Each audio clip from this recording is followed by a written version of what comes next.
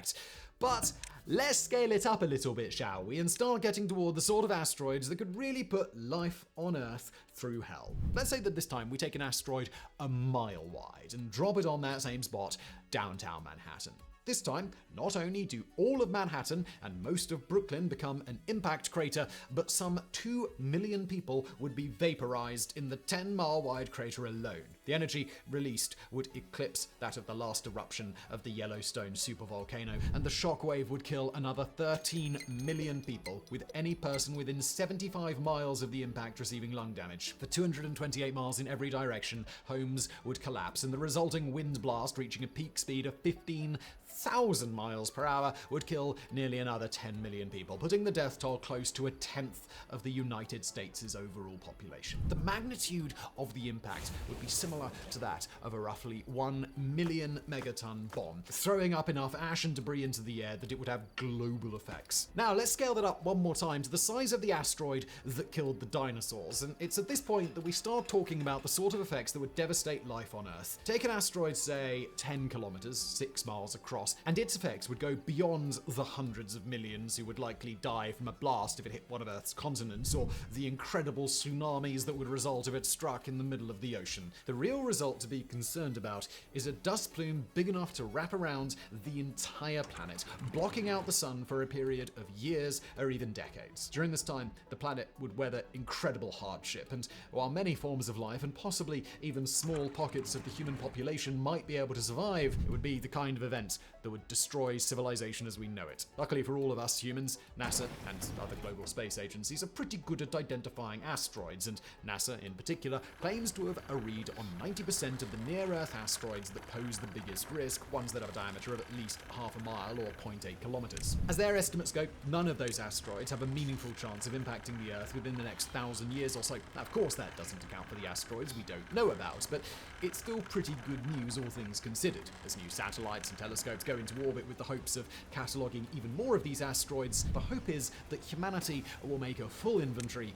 of its asteroid threats really rather soon. There's also a second piece of good news too, which is that of all the disasters on today's list, an incoming asteroid is one we might not have to worry about for long. In September of 2022, a NASA spacecraft known as DART tried something new, crashing into an asteroid, in this case a stadium-sized rock called Dimorphos, in order to alter its course. The mission was, shall we say, a smashing success, and indicated that, at least in principle, we've got an effective way to protect Earth if another asteroid comes calling. Of course, there's the issue of what humanity would do if a threatening asteroid was a lot bigger than Dimorphos. It's very difficult and expensive to launch anything into space, let alone a giant sledgehammer that could knock a miles-wide asteroid off course. But if the choice comes down to either paying out or having civilization destroyed, then the answer may come down to just sucking it up and dropping a few $1 billion on a space javelin. Alright, before we move off the subject of celestial impacts, let's talk about another potentially unwelcome guest, a comet. Most scientists believe that a comet impact would have a significantly more serious impact on Earth than an asteroid would, at least in a pound-for-pound sense, and that's for two key reasons. First, comets are much more likely than asteroids to impact Earth head-on, rather than simply getting ensnared in Earth's gravitational pull and spiraling down towards the surface at an odd angle. And second, they travel a hell of a lot faster, up to 3 times as fast as an asteroid would at the moment of impact. That means a bigger explosion, a bigger crater, and a hell of a lot more damage. And it also means that because of how fast comets move, they could be hard to spot if they're traveling headlong toward Earth until a particularly dangerous one is right on top of us. Best case scenario, Earth might get about 2 years warning, and while that's certainly not nothing, it's not quite enough to give any peace of mind. The trajectories of comets are also highly variable, particularly as they heat up and get closer to the sun, meaning that a comet that's thought to be dangerous could miss us entirely, or one that seems innocuous could very quickly change course. The good news about comets is that although there are likely billions of them out there, they don't tend to come close to Earth. Instead, they inhabit the solar system's extreme outer edge in the Oort cloud, and very rarely venture into near-Earth territories that are largely the domain of asteroids. Although it's hard to place a likelihood on the event for sure, a comet impact is thought to be about 100 times less likely than an asteroid asteroid impact of comparable size. Comet impacts are estimated to take place only about once every 45 million years. The bad news is that comets wouldn't just hit Earth at a higher velocity or at a more devastating angle. They can also be quite a bit bigger, with the Hale-Bopp comet, for example, boasting a course somewhere between 27 and 42 kilometers, or 17 to 26 miles in diameter. Add all those factors together and comets quickly become the celestial body that poses the highest risk of truly devastating impacts with Earth. It's not particularly likely, and on a cosmic scale, not particularly massive, but at an intersection of impact, likelihood, and mass, that gives comets the highest bang for their buck. Add to that the off chance that a celestial body of some kind could pass through the Oort cloud, sending a shower of comets scattering in Earth's direction, and there's a non-zero chance that one of those massive comets will smash into Earth at some point. Luckily, the chance that sort of impact would happen in our lifetimes is, well, good news, it's infinitesimally small. Alright, let's move over now to a civilization-wide event that doesn't necessarily have to destroy humanity, but certainly could. Extraterrestrial arrival. We've touched on this concept already on Astrographics with a video on how first contact with an alien civilization might work, so do check that out if you're interested to learn more. But to put it simply, any alien species that can arrive on Earth or use technology to exert influence here is necessarily going to be a lot more advanced than we are. Barring a War of the Worlds style incident where an alien race is simply wiped out by unexpected pathogens, the circumstances of a first contact will probably not be in humanity's control, meaning that the intent of these new arrivals is most likely going to dictate what happens. First contact isn't unheard of between humans. For example, the Columbian exchange between the Old World and the New World beginning in the late 1400s was a massive first contact event with global implications. At least in human history, first contact usually leads to the destruction of the civilization that has foreigners show up for the first time on its shores. Sometimes that destruction comes via war, other times by pathogen, other times by enslavement and forced relocation. And all of these very human hallmarks of first contact could very well apply to an extraterrestrial arrival too. Of course, we can only speculate on what exactly a first contact situation might turn into, but the myriad worst-case scenarios could include deliberate extermination of the human race, perhaps to get at our planet's resources, perhaps to eliminate humanity as a threat, or perhaps because an extraterrestrial species either doesn't recognize us as life forms or just doesn't care about preservation of life forms at all. Enslavement of the human race is also on the table, as is a forced culling of the human population, perhaps not meant to drive us into extinction, but to control our population in the same way that we do with rats or wild boar. And although to us humans on Earth, the thought of doing this sort of thing to another population of our own size and technological advancement would be a Herculean task, it might be quite easy for a civilization that can travel the stars and then show up on our doorstep. Do not let Hollywood fool you. If the aliens show up with hostile intent, it's highly unlikely that any human counterattack is going to be successful. Sure, we've got nuclear bombs. Sure, that might help, but those weapons would likely be absolutely eclipsed by whatever our extraterrestrial friends, or not friends, are packing.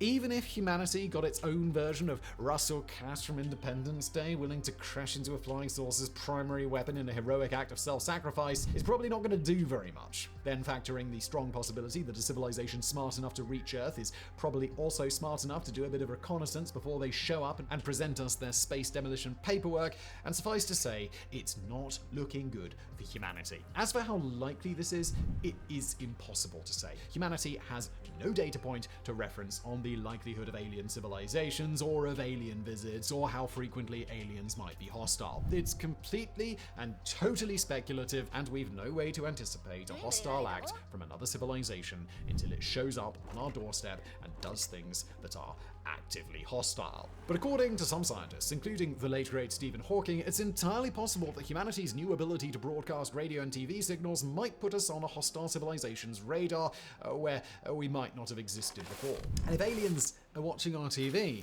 that means they're acquainted with Cocomelon, which is absolutely justification enough to destroy all of humanity. Next, let's bring back the idea of collisions, but venture off into some more speculative territory. The potential for other celestial bodies, not just comets or asteroids, to pose an imminent risk to our planet. We'll break this into two major types of threat: a rogue planet and a black hole. A rogue planet is any planet that is not attached to a star. While in some cases these planets move relatively slowly or barely at all, others are believed to travel through the galaxy at high speeds. If one were to come close enough to be captured by the gravity of our sun, or if it happened to be transiting in a way that have caused it to shoot through the solar system, it's entirely possible that this might have an effect on planet Earth. There are three main ways that this could happen. First, we can simply think of a planet as an object with a lot of gravity, meaning that when it travels through the Oort cloud, as we mentioned before, it might disrupt any number of comets, asteroids, and other space debris, making it much more likely that one could come in at the wrong angle and cause problems on Earth. We can feel at ease about a threat from comets when, say, 10 a year pass close enough to our sun to be noticeable at all, but things get a lot hairier if, say, 50,000 comets suddenly came careening through the solar system for no discernible reason. In the second scenario, a rogue planet might transit closely enough to Earth to disrupt our own planet's orbit, either by a little or by a lot, or disrupt the orbit of another solar system planet enough that it causes problems for Earth later on. That could mean throwing Earth toward the sun, or putting it in a further out orbit, starting a freeze, or even catapulting Earth out of the solar system and making it a rogue planet of its own. And the third scenario is the obvious one.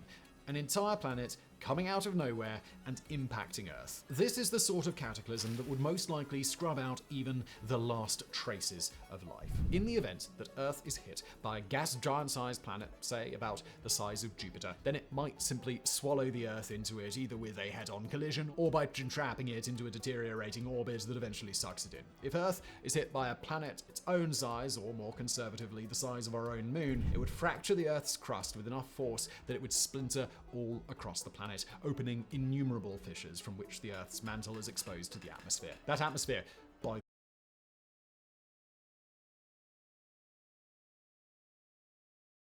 the way, would quickly be ripped away as incredible shockwaves and heat encircle the planet, making this apocalypse into a race to find out whether the last human is killed because they got barbecued, vaporized, or just suddenly exposed to the vacuum of space. Either way, it would be an incredibly nasty experience, one that no known form of life could possibly survive. So now let's talk about what a black hole would do. And for that, we've got to talk about what kind of black hole we mean.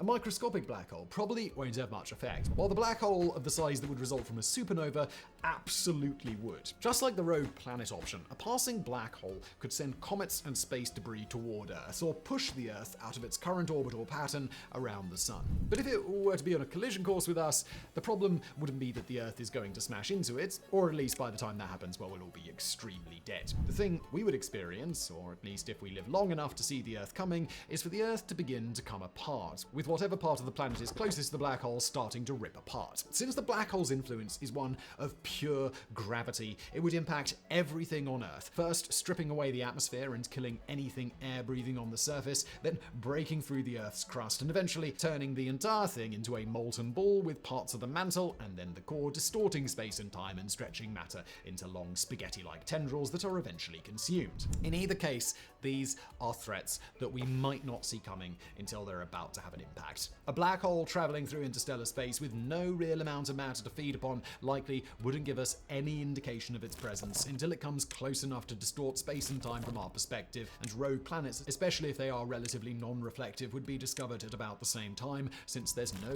nearby star for them to cause an observable wobble like other exoplanets do. And if we did see either threat coming, the best case answer for Earth would be to simply try and dodge, which, yes, means that humans would have to invent a way to move our entire planet. We can at least take comfort in the fact that according to models done with the known data, the risk of such an event is incredibly low. There are probably about 1 billion black holes and several billion rogue planets at minimum wandering around the Milky Way as we speak, but the Milky Way is really, really big. We're talking about 1 billion, 1 in a trillion, 1 in a quadrillion odds that a rogue planet would transit close to Earth in the next millennium. The odds of a black hole doing the same are even smaller. However, we've got to take even that news with a grain of salt, considering just how incomplete our knowledge of rogue planets and wandering black holes is. These odds could either be a lot better or a lot worse compared to what we're currently able to calculate. Put simply, don't stay up at night worrying about this one. If the science changes enough that we should be concerned, then we trust that global news is going to be pretty eager to let us know. And last of all today, we've got the cosmic cataclysm that in some ways is scariest of all. A gamma ray burst. These massive beams of radiation happen when large stars run out of fuel and collapse. A natural step at the end of their lifespan, but one with a pretty serious knock-on effect. effect. The collapse of a star causes, among other things, the formation of very strong magnetic fields at the star's poles. And because of some physics that we're going to just gloss over today, the dying star ejects a jet of plasma out of its poles at very nearly the speed of light. Along with that plasma comes electrons, positrons, and the thing that we are particularly worried about, gamma rays. The energy beams are so powerful that they produce about as much energy as the sun does in the span of 10 billion years. Except in the case of these energy beams, the blast lasts less than a second. Once they're produced, they go shooting through space and destroy just about everything in their path, slowly losing intensity over time until they peter out a few tens of thousands of light years away from their source. We've got to emphasize here that these are not common occurrences. Gamma ray bursts are only believed to happen a few times per galaxy every million years or so. They're also hard to observe because if you're not directly in their path and they shoot into empty space, there's no real way to tell whether they happened. But now we get to the rather chilling part. If a gamma ray burst did happen, and it was pointed at Earth, it's coming towards us at the speed of light. Nothing moves faster than the speed of light, meaning that we would have no way to tell whether a gamma ray burst is coming until it is here. The supernova that causes it will only become visible in the instant that the gamma rays arrive, and any other indicator, including that beam of plasma, would take a very long time to arrive after the gamma rays' damage has already been done. And this isn't the sort of space disaster where a few scrappy survivors get the chance to carry on humanity's work after the rest of us are gone. It's not even the sort of space disaster where we get a pretty light show in the sky before we perish. It's the sort of disaster where all of human life, and potentially all life on Earth, just winks out in an instant, too quick for our bodies to feel pain or even perceive that something's happened. One second we're here, the next second we're not. It's just that simple. What exactly happens in this process depends on how close the gamma ray burst is. Of course, it also matters that the gamma ray is pointed at us. Like any beam of energy, it's got to be very precise, and it's not going to have an effect on Earth if it's focused a little too far one way or the other. But if it does point at us directly, then the level of destruction will be contingent on proximity. If the burst happens less than, say, 200 light years away from Earth and it's aimed just right, many theorists believe that the entire planet would be just vaporized instantly. Not the exterior, the entire thing. If it happens from further away, but anywhere in the Milky Way, then it's still close enough to completely sterilize the side of the Earth that faces into the blast and rip away the atmosphere, killing everybody on the other side too. Even gamma ray bursts from over 1 billion light years away have caused radio disruption on Earth, showing just how incredibly powerful those beams are, and it's thought that the Ordovician Silurian mass extinction here on Earth about 440 million years ago that saw about 85% of global species exterminated might have been caused by a gamma ray burst as well. Now, we've got to emphasize again that this is an incredibly unlikely event for Earth to be caught up in, at least in any way that would put an end to human life. Luckily, it's also the kind of event that we can at least spot the likely culprits for before they happen, analyzing stars near Earth to try and identify as many candidates as we can. As of now, we aren't aware of any stars near Earth that could annihilate us in this way, so that's at least a good start. And even if there was, there's a strange peace of mind in knowing that there's at least one cosmic destroyer that just winks us out of existence. No pain, no suffering, and no knowledge that we're even gone. I mean, call us crazy, but if we've got to go out in any of the ways on this list, I don't want that black hole coming in and turning me to spaghetti. I'd rather a gamma ray burst every time. Thank you very much.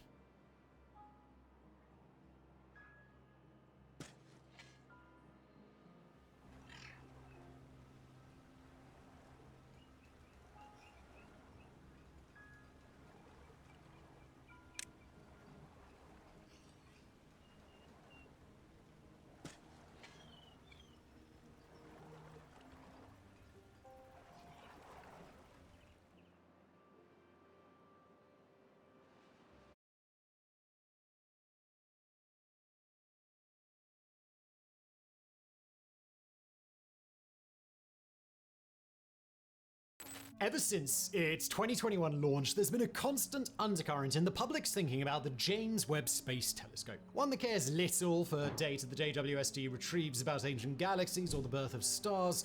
One that is instead laser focused on a single question. When will the JWST discover signs of alien life? Now, this isn't as unreasonable a question as it might first sound. One of NASA's priorities is to find evidence of extraterrestrial organisms, be that a microbial fossil in the ancient lake beds of Mars or a simple creature in Europa's subsurface sea. But while the Mars and Europa searches remain highly speculative, the JWST may be operating on a much shorter timetable, as in, it may locate evidence of alien life as early as next year. Back in September, researchers using the JWST reported a potentially epoch-shaking discovery. In the atmosphere of the exoplanet K2-18b, there are tantalizing signs of both water and possibly even a molecule associated with life.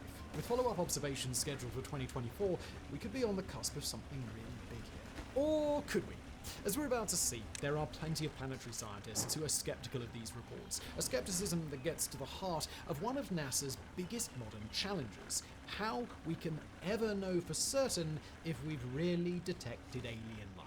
Even among the pantheon of JWST discoveries, this was a big one, perhaps even the biggest. On September the 12th, 2023, a University of Cambridge research group led by Professor Niku Madhutsahan dropped the results from their recent observations of the exoplanet K2-18b. Sitting roughly 120 light-years from Earth in the constellation Leo, K2-18b became an object of fascination for planetary scientists. Back in 2019, the Hubble Space Telescope had detected possible water vapor in its atmosphere, a major reason why the Cambridge team had turned the JWST in its direction. But nothing could have prepared them for what they found there. The results showed both methane and CO2 in the distant world's atmosphere, along with a lack of ammonia.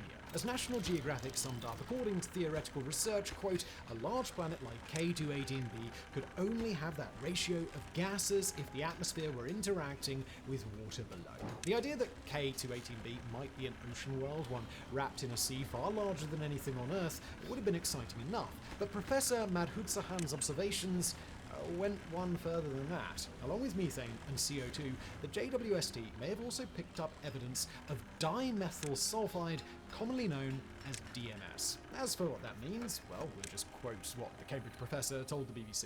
On Earth, DMS is only produced by life. The bulk of it in Earth's atmosphere is emitted from phytoplankton in marine environments. Although the entire team stressed that the DMS detection was low confidence and more observations would be needed, the idea of alien plankton was too tempting for most outlets to resist, and with good reason. Right now, NASA is in the middle of a decades-long search for non-terrestrial life. The Mars Sample Return mission is spending over $8 billion to bring back material from the red planet that may contain signs of ancient microbes. Next year, the $5 billion Europa Clipper will embark on a voyage to Jupiter's water moon to see if it could theoretically house living organisms. So, the idea that the JWST has detected a known biosignature in an exoplanet's atmosphere was the stuff dreams are made of. Dreams that maybe some were a little too ready to believe. But we'll come onto the reasons to be skeptical later on in today's video. For now, we simply need to sketch out a couple of important things for this video to make sense. One, what exactly is K2-18b? And two, how do we even go about detecting stuff in its atmosphere in the first place? I mean, it's really far away. To answer, well, we're going to take a quick flight of fancy across the stars, blasting off from Earth, swinging across the void of space until we reach a distant solar system some 120 light-years away. A solar system that's home to one of the most intriguing exoplanets that mankind has ever found. The broad answer to the question, what is K2-18b, is relatively simple, even if the details are somewhat hazy. At its most basic, K2-18b is an exoplanet over 120 light-years away that belongs to the class known as sub-Neptunes, meaning it is bigger than our homeworld but smaller than Neptune. Specifically, it's about 2.6 times the radius of Earth, the size of planet that's completely unknown in our solar system. That unknown aspect makes it tricky to theorize what K2-18b is actually like. Most rocky exoplanets we expect to be like Earth or Mars. Most faraway gas giants we expect to have at least something in common with Jupiter or Saturn. But sub-Neptunes are simply nothing local that we can compare them to. As the saying goes, like a blind man at an orgy, scientists are groping in the dark. Still, we do at least know enough about K2-18b to make some educated guesses. For example, we know it orbits its local star, a red dwarf known as K2-18, in its habitable zone, meaning that were water theoretically to exist on its surface, it would be liquid, just like on Earth. Now, not that it orbits at the same distance as our world, though, with the distance between our Sun and Earth being 1 astronomical unit, or AU, K2-18b orbits a mere 0.16 AU from its home star. In the context of our solar system, that would be far closer than Mercury. So close that a year would last a mere 33 days. So close that the angry elder god we call the sun would fry its surface to an unthinkable crisp. Luckily for any space plankton on K218b, its star's a lot cooler than our own. So cool that the two could practically hug without instantly turning any surface water into steam. And that last part's really important because if recent theoretical research is anything to go by, surface water might be what planets like K218b are all about.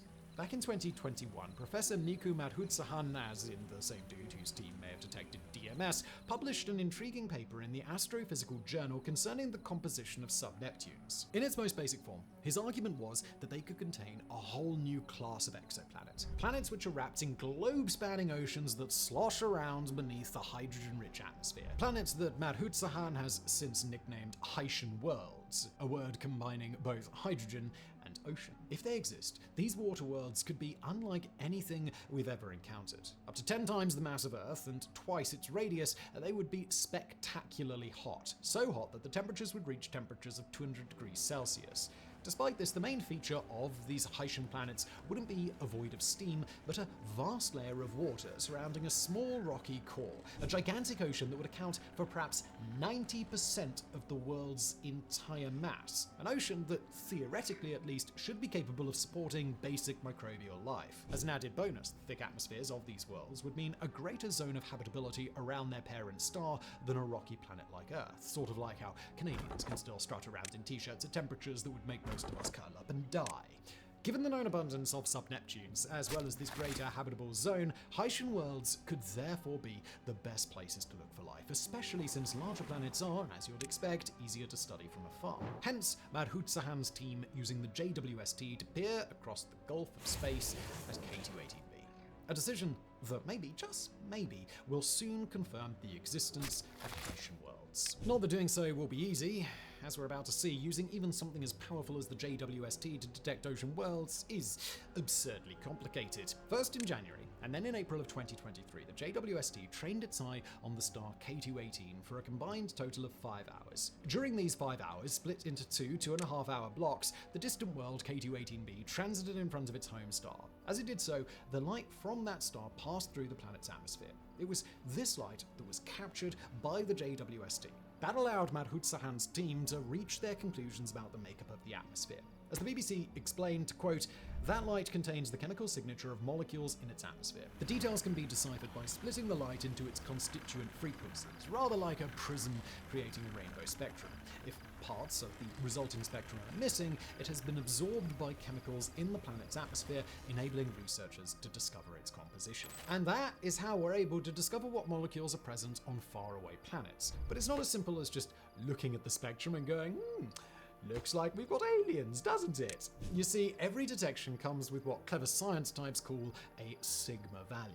For us laypeople, a sigma value is basically code for how confident the researchers are that this isn't a fluke, and they're not going to look like idiots. For example, if you detect something with a 1 sigma signal, that means there's a fairly big chance that the molecule you think you found is no more real than your high school girlfriend who totally lived in Canada. A 2 sigma signal is more like listening to some jock boasting to his date about how much he can lift. More plausible, but quite possibly still not real.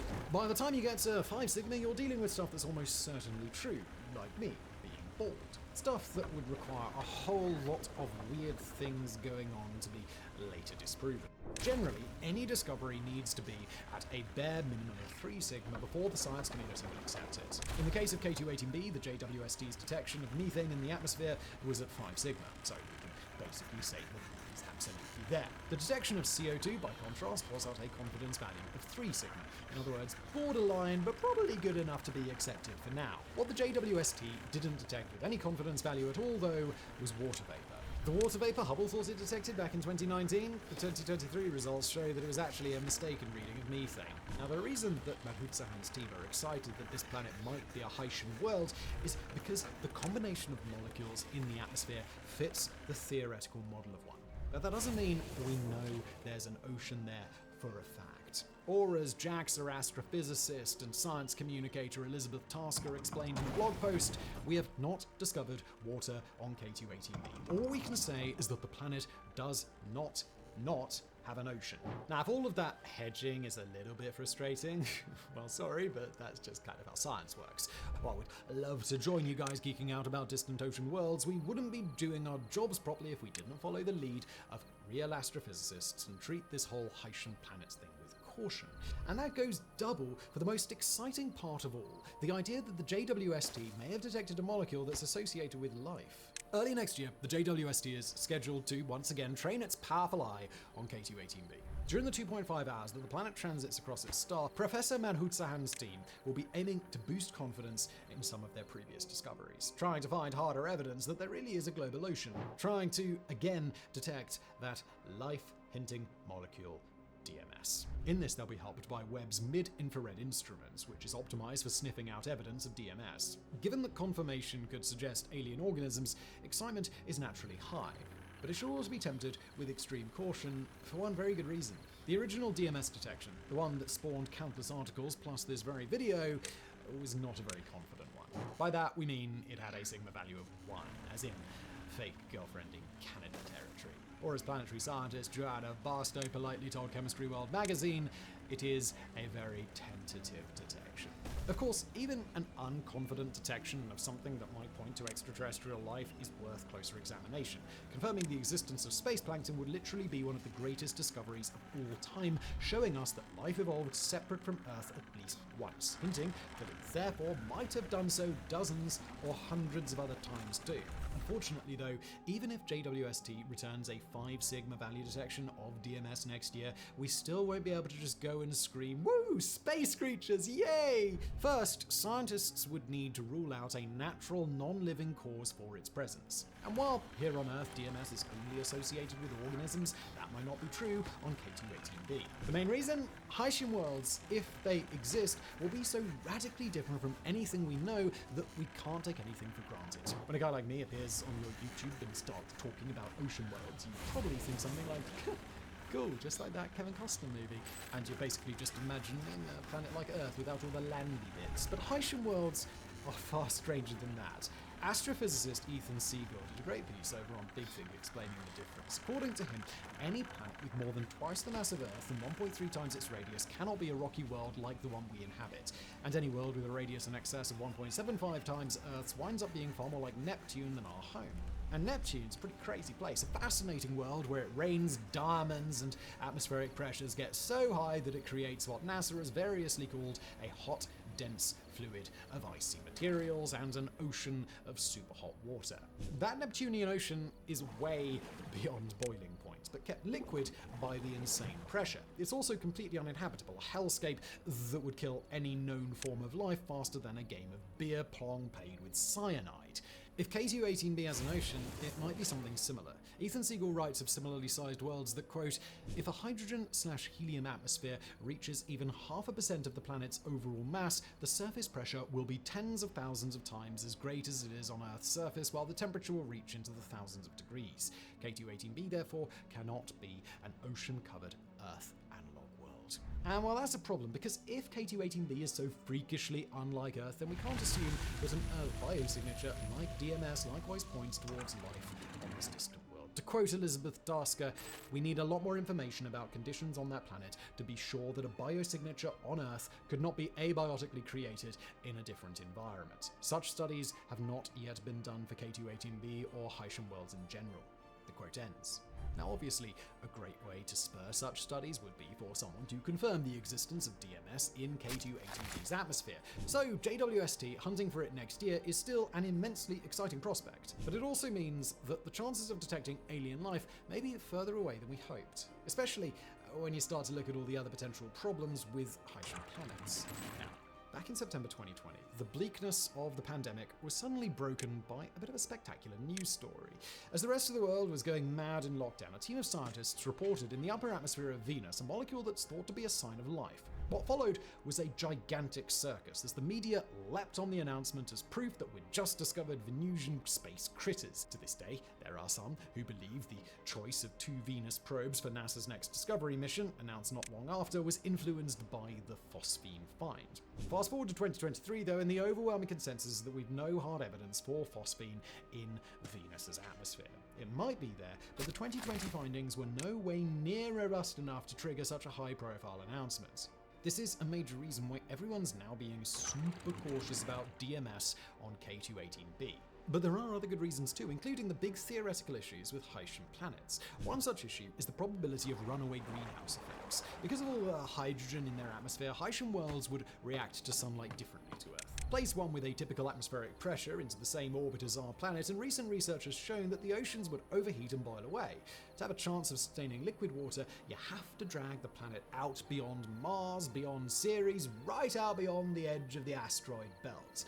Finally, at a distance of 3.85 AU, a typical Haitian world with atmospheric pressures 10 times that of Earth would at last be able to keep its ocean. The problem? We've yet to detect a single Haitian world candidate that falls within this new zone of habitability.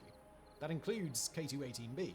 Even though its star is much cooler, if this new research is right, it should still be too close to support liquid water. But even if we were to confirm the existence of an ocean, that doesn't mean it would be inhabited. It might not even be inhabitable.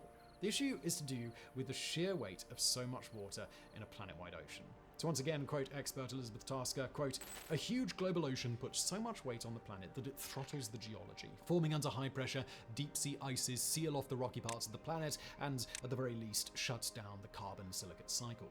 If the carbon silicate cycle is cut off, then alternative mechanisms are needed to adjust the greenhouse gases to keep the planet temperate and provide the nutrients that would be available from the silicate rocks." End quote. Without these nutrients, there's nothing for life forms to feed on, nothing to create the chemical stew that would get life going in the first place. While it's theoretically possible meteorites bring enough nutrients into the ocean, it's also possible that any Haitian planets that do exist are just lifeless water worlds. We won't really know until we get to properly observe one and find out what their deal is. All of which is our really, really roundabout way of saying that while the possible detection of DMS on a watery exoplanet is indeed cool, it's also unlikely to lead to confirmation of extraterrestrial life. At least not at any point in the near future, and not without substantial extra research. And look, we'll be honest with you, this wasn't the conclusion we were hoping for when we started making this video. We'd much prefer to now be telling you that the scientific proof of funky space fish is just around the corner. But, as the saying goes, extraordinary claims require extraordinary evidence. And as we've hopefully demonstrated, DMS alone might not be evidence enough. Still, that doesn't mean we have to end this video on a down note, because aliens or not, the study of K218b is still incredibly fascinating. With the JWST, we are now, for the first time, getting to know some of the different planet types that we share our universe with. Massive worlds, far bigger than Earth, that are just waiting to be explored. Worlds that we're slowly unlocking the mysteries of, one observation at a time. It may be that these worlds turn out to be uninhabitable nightmares. It may be that the Haitian worlds theory turns out to be correct and we're surrounded by a multitude of living ocean worlds. The point is, we won't know without studying these far-off places. Whether they eventually detect life or not, Professor Madhutsahan's team are doing the world a favor by starting to chip away at these mysteries. In doing so, they raise the possibility that someday soon, some other scientist takes a reading with the JWST and really does find a biosignature. Really does get to declare to the world, yeah guys, it's aliens. We can only hope that it's a day that arrives sooner rather than later.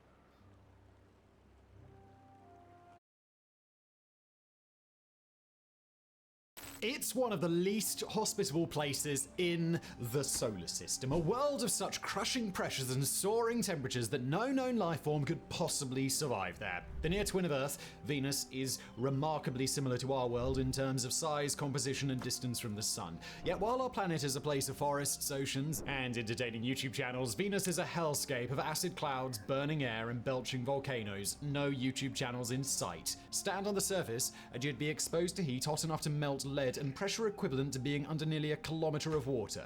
But in one important way, it's possible that our world and Venus may have something in common.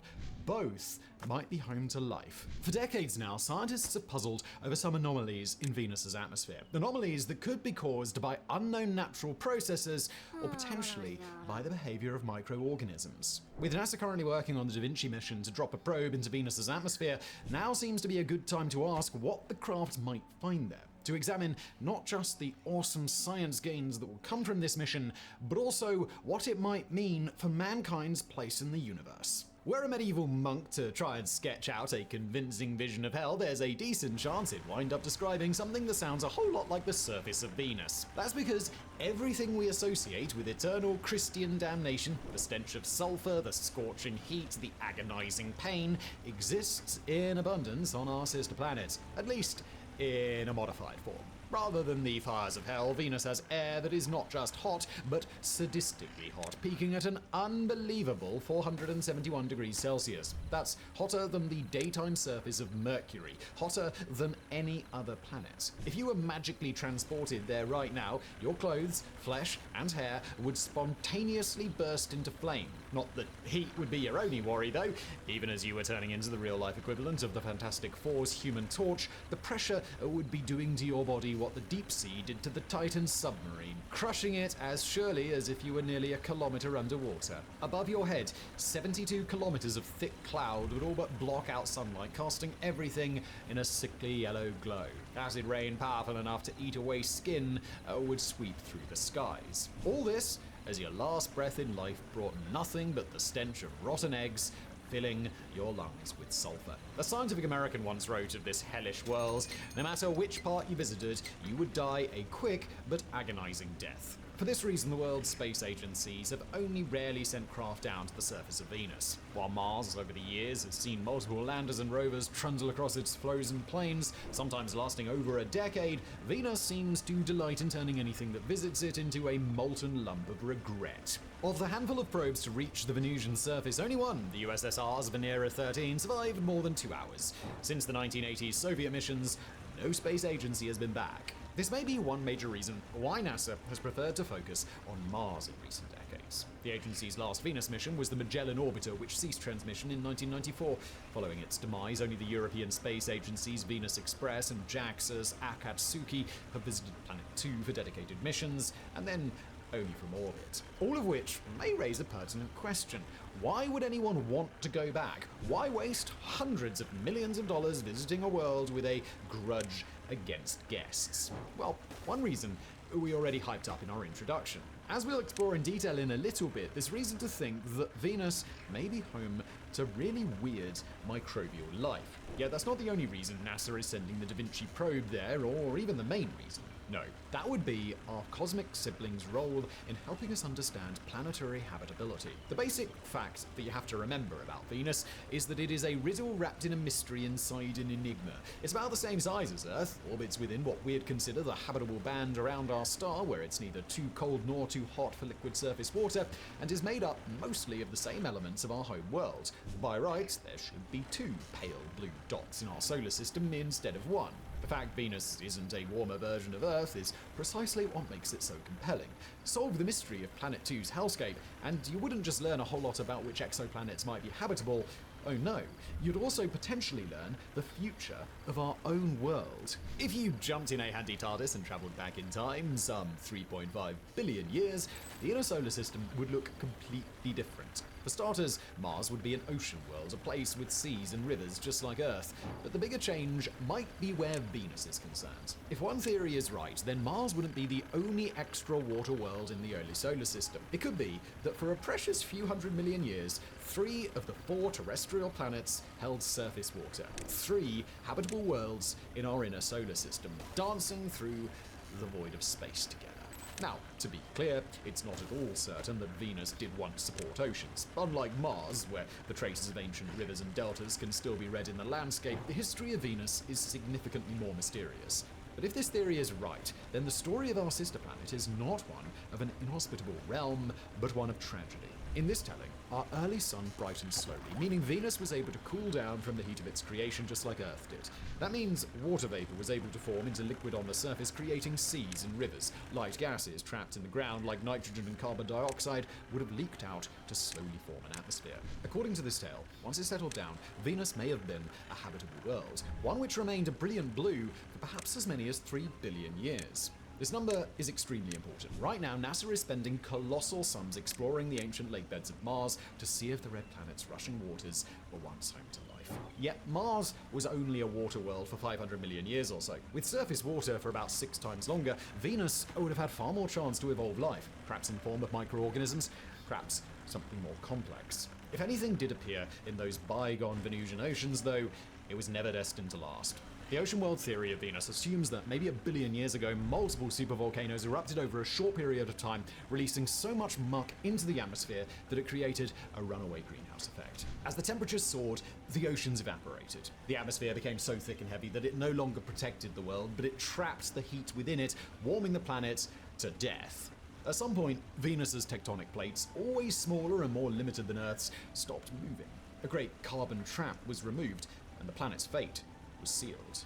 That's one theory as to Venus's current state, and it's far from the only one. Others suggest Planet 2 was just too close to the sun for water vapor to ever condense, meaning oceans never formed and the world didn't stand a chance.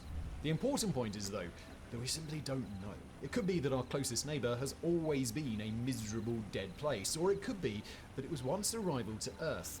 Answering that is a key reason the Da Vinci mission exists. While no one's expecting the probe to land slap bang on a fossilized skeleton of some ancient Venusian whale, it should be able to examine the composition of the atmosphere to determine whether the water vapor contained there is the remnants of a long vanished ocean.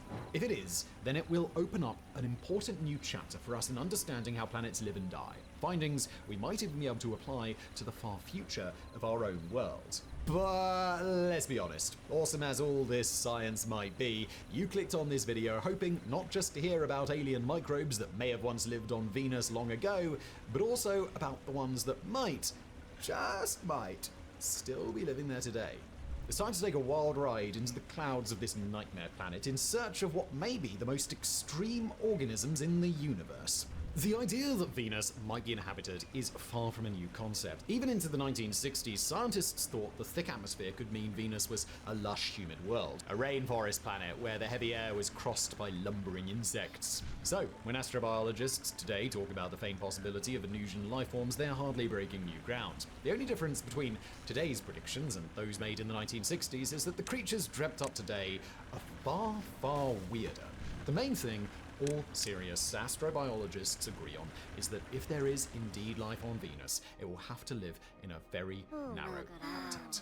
High up in Planet 2's atmosphere, you get a band where the temperature and pressure drop to what we'd consider livable here on Earth. While the acid clouds and high winds do remain a problem, there is water up here in the form of droplets and energy in the form of sunlight. Interestingly, the Magellan probe also recorded plenty of oddities in this narrow band of atmosphere. Oddities some think might be caused by microscopic organisms. Take the strange shadows scientists have photographed in the cloud tops. Dark patches that can't be explained, they show areas of strong absorption, so strong that it's estimated they're drinking in the equivalent of half the ultraviolet energy that's reaching the planet.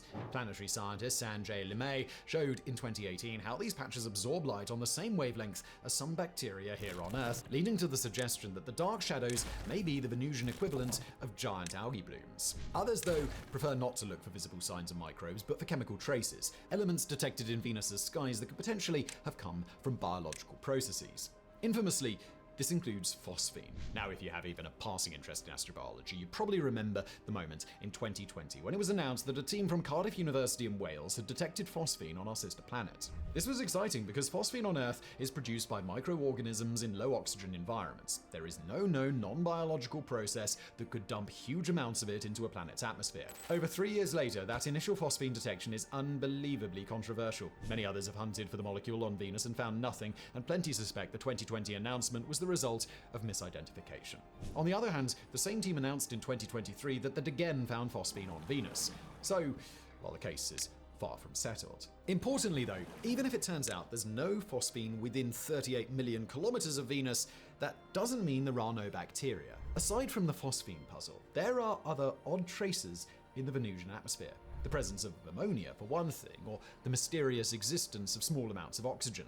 Droplets of sulfuric acid in the clouds also seem to contain an unknown compound that's altering their refractive index. Speaking to Astronomy magazine, MIT planetary scientist Sarah Seeger suggested that all these anomalies could easily be accounted for if we just imagine, quote, some kind of life form is making ammonia gas as some microbes do on Earth. This single possibility would produce a cascade effect that solves all these other problems. So, that's it then. Right, time to throw our hands in the air and loudly declare, it's life, Jim, but not as we know it, and then kick back and wait for Da Vinci to beam back funky pictures of Venusian cloud algae. But of course, nothing in astrobiology is ever so simple. While the case for microbial life in Venus's clouds may be intriguing, it also runs slap bang into a set of problems. The biggest of all being, well, how the hell does it survive up there? When we say Venus has acid rain, we don't mean in the sense of droplets that slowly eat away at old statues and cause trees to die over long periods of repeat exposure. We mean rain that is so acidic it would eat the flesh from your body. Great clouds of corrosive droplets that would do to even the hardiest extremophiles what a shoal of piranhas does to a drunk guy who fell asleep while tubing the Amazon River. All measurements taken of the acid levels in Venus's atmosphere suggest it is way too high for any known life form to survive. Now, these measurements aren't perfect. It's been a long time since any probe sampled the planet's atmosphere, and it's possible there are clouds up there with acid levels that would only kill 99.9% of all life forms rather than 100. But there's no getting around the fact that anyone arguing for life on Planet 2 first has to explain how it could possibly survive these conditions. Nor is it the only major problem. Pretty much all sensible proposals for Venusian life envisage extremely hardy microbes that manage to survive by floating inside droplets in the dense acidic air. The trouble is, these alien extremophiles would require water to live, at least by our current understanding of biology. And that's an issue, because Venus's skies hold very little water vapor. That's not to say there's none at all. It exists, it's persistent, and it's widely spread. But it's at low levels, and it's not very concentrated, which means it's hard to see how any creature could be sure of finding enough to live on. Still, some continue to argue that living creatures are exactly what we should expect to find. Speaking to reporters for the news website of University of Wisconsin-Madison, his employer, planetary scientist Sanjay LeMay, said in 2022 that Venus has a potential to harbor conditions for iron and sulfur-centered metabolism. Together, our lines of reasoning suggest that particles in Venus's lower clouds contain sufficient mass balance to support microorganisms, water, and solutes, and potentially sufficient biomass to be detected by optical methods. This is where the Da Vinci probe will really come into its own. Now, we've repeatedly referenced the upcoming probe across this video without really properly introducing it. It's like a rude host at a party, forever keeping a highly anticipated guest waiting in the hallway. So, let's at last make the formal introductions, shall we? Standing for Deep Atmosphere Venus Investigation of Noble Gases, Chemistry and Imaging, Da Vinci was the 15th project to be selected for NASA's Discovery program, a long-running class of cheaper projects that try to make big science gains on small budgets. Selected in 2021 alongside another Venus probe, the Veritas mission to map Planet 2 in minute detail, Da Vinci joined an exclusive NASA club of hallowed craft. In the past, it was Discovery that sent the Dawn probe to underrated dwarf planet Ceres, Discovery that funded the Psyche probe now on its way to a distant metal asteroid. Back in the 1990s, it was also Discovery that placed the first ever successful rover on Mars. Da Vinci, though, may well beat them all. Intended to launch in 2029, it will spend over a year orbiting Venus and taking readings, but it's what will come in 2031 that makes the mission so fascinating. At some point that year, the main craft will release a 1-meter wide spherical probe made of titanium. Designed to withstand Venus's extreme environments, the probe will carry 5 scientific instruments down through the atmosphere and into the clouds. Now, before you get your hopes up, none of those instruments is designed to directly detect life. What they should be able to do, though, are tease out the secrets of Venus's atmosphere. This will include confirming the presence, or otherwise, of phosphine. Confirm, too, the chemistry behind the strange dark patches in the clouds, maybe even suggest whether the process behind them is biological or not. As the probe descends over the course of an hour, an onboard camera will film these patches too, studying how they move, gathering insights into their nature, perhaps settling the debate around them once and for all. Pretty cool stuff. Yet, as we said back in Chapter 1, it's not just hunting for life that makes Da Vinci so interesting, so worthy of an entire video on this channel. In its short journey down to Planet 2's surface, the probe should discover some truly amazing things. The lifespan of the probe Da Vinci drops into Venus's atmosphere will be short but spectacular, like the life of a mayfly born at Ground Zero for a 4th of July firework display. 175 kilometers above the planet's blasted surface, the probe will, in NASA's phrasing, begin to interact with Venus's upper atmosphere. But interaction here is basically NASA speak for fall through. Still surrounded by a heat shield, the scientific instruments will be incapable of taking readings. No, it'll only be at around the halfway point when the parachute jettisons that the fun really begins. With the atmosphere so thick and soupy, the craft's descent will slow to the most leisurely of crawls, even with the parachute gone. NASA describes it as the craft settling like a stone in water. 67 kilometers above the surface, the heat shield will finally pop off. At this point, the probe will begin to science the shit out of Venus. Like a foolhardy living creature, the probe will deeply inhale the air around it, taking measurements of the chemistry and makeup of our cosmic sibling skies. One of the major things it'll be trying to detect is the noble gases. These are ancient markers that should tell us a huge amount about the planet's history, from formation to its experience with volcanism. But all of this is really a sideshow next to attempts to detect the most important thing of all: water. Specifically, the probe will be hunting for signs of deuterium, or heavy water. Because hydrogen is lighter than deuterium, molecules left over from a planet-wide ocean that evaporated a billion years ago would have mostly escaped into space. Heavy water, though, would linger in the atmosphere. By finding and analyzing it, we could determine if Venus really was a water world long ago. On and on the discoveries will grow, mounting up as the probe descends, finally revealing some of Venus's most intimate secrets. For instance, there's the lowermost atmosphere, where the heat and the pressure reach such extremes that the carbon dioxide there acts more like a liquid than a gas.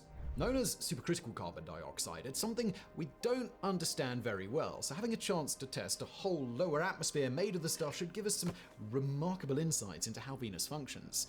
But fear not, all you non-scientists out there, it won't just be data from various instruments that the craft is beaming back, but also the sort of high-resolution pictures designed to blow your mind when you're a little bit high. The probe's ultimate target is Alpha Regio, a raised, highland region of crumpled mountains and ridges some 1.6 kilometers high. Previously, all probes that returned images had landed on the Venusian plains. Da Vinci will instead head for the high grounds, giving us our first detailed, close-up look of mountain ranges on this world. Ranges that may constitute the oldest Venusian surface. At last, after an hour of descent, the probe will hit the ground at around 43 kilometers per hour. While NASA's mission doesn't call for the craft to survive touchdown, there's hope that it may continue to function once it reaches the surface. Not for long, though. The most optimistic projections suggest that it'll be destroyed by the heat and pressure within 17 minutes. But that could be long enough to beam back some last observations, to give us our first ground-level look at Venus in 40 years. At that point, Mission Control will be able to breathe a sigh of relief. After decades away, humanity will have at last returned to say hello to our cosmic sibling. Of course, all of this is still a really long way away, a future that won't arrive for the better part of a decade in which anything might happen to delay or derail it. To see what we mean, look no further than the fate of the Veritas probe that was meant to complement Da Vinci's Venus exploration. An orbiter, Veritas was selected alongside Da Vinci as the 16th Discovery mission. Intended to reach Venus first, it would have spent years mapping the surface in resolutions much higher than the Magellan probe, eventually using that data to help the Da Vinci team pick an appropriate landing site. In March of 2023, though, NASA announced that the project had been delayed for at least 3 years. Funding for 2024 was cut from nearly $200 million to a mere $1.5 million. A cut so deep, nobody really thinks that the project is going to survive. Normally when NASA puts a project on hold, it offers bridge funding to keep the team and expertise in place for an affordable restart in the future. With Veritas, though, the engineering team has now been disbanded. Most likely, the probe is dead. And that has all sorts of chilling implications for any unlaunched NASA projects. What happened to Veritas is almost unheard of for a greenlit project that's coming in on time and to budget. If it can happen to one Venus probe, who's to say that it can't happen to another? Now, we need to stress that there's no sign at the moment that NASA is preparing to cancel Da Vinci. Don't worry, we're not trying to make you panic. What we are trying to do, though, is make you appreciate just how fragile these things can be. How we can all be preparing ourselves for a mission that will propel planetary science forward by decades, only to suddenly see it all evaporate before our eyes. Assuming Da Vinci does go ahead, then it will be a truly precious thing. A probe that survived an era of cuts to explore our sister planet as never before. Whether or not it ultimately finds life in Venus's cloud tops, the fact it flies at all should be something we all feel grateful for.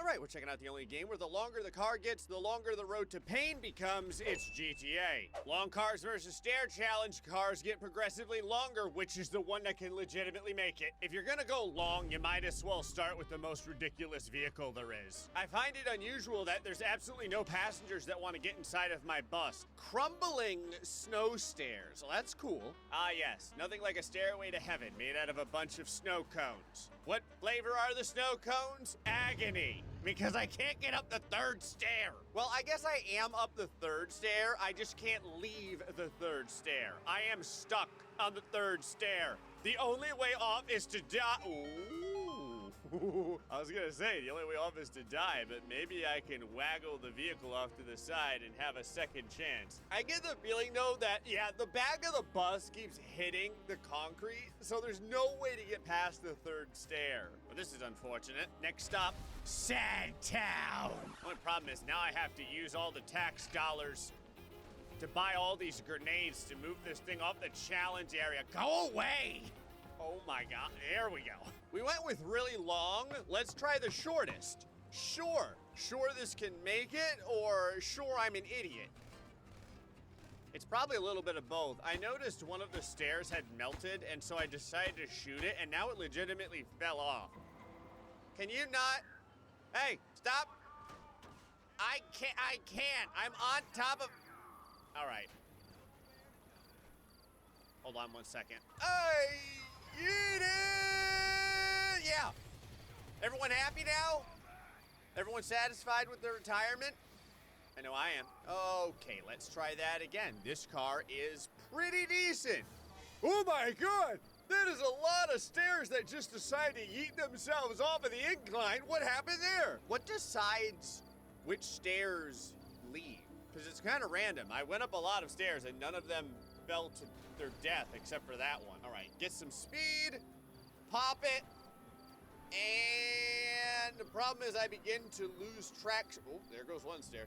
I begin to lose traction. Now this is starting to look like grandma's teeth over here. It's like throwing a split in bowling or something. I don't know if it is the damage to the stair that's doing it. You can see every once in a while some of the stairs get busted up.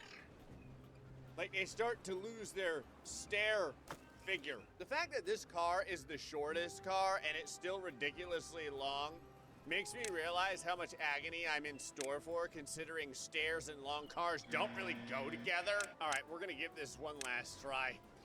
I'm not sure, even if I utilize my hydraulics to the best of my ability, that I can get, well, hold on.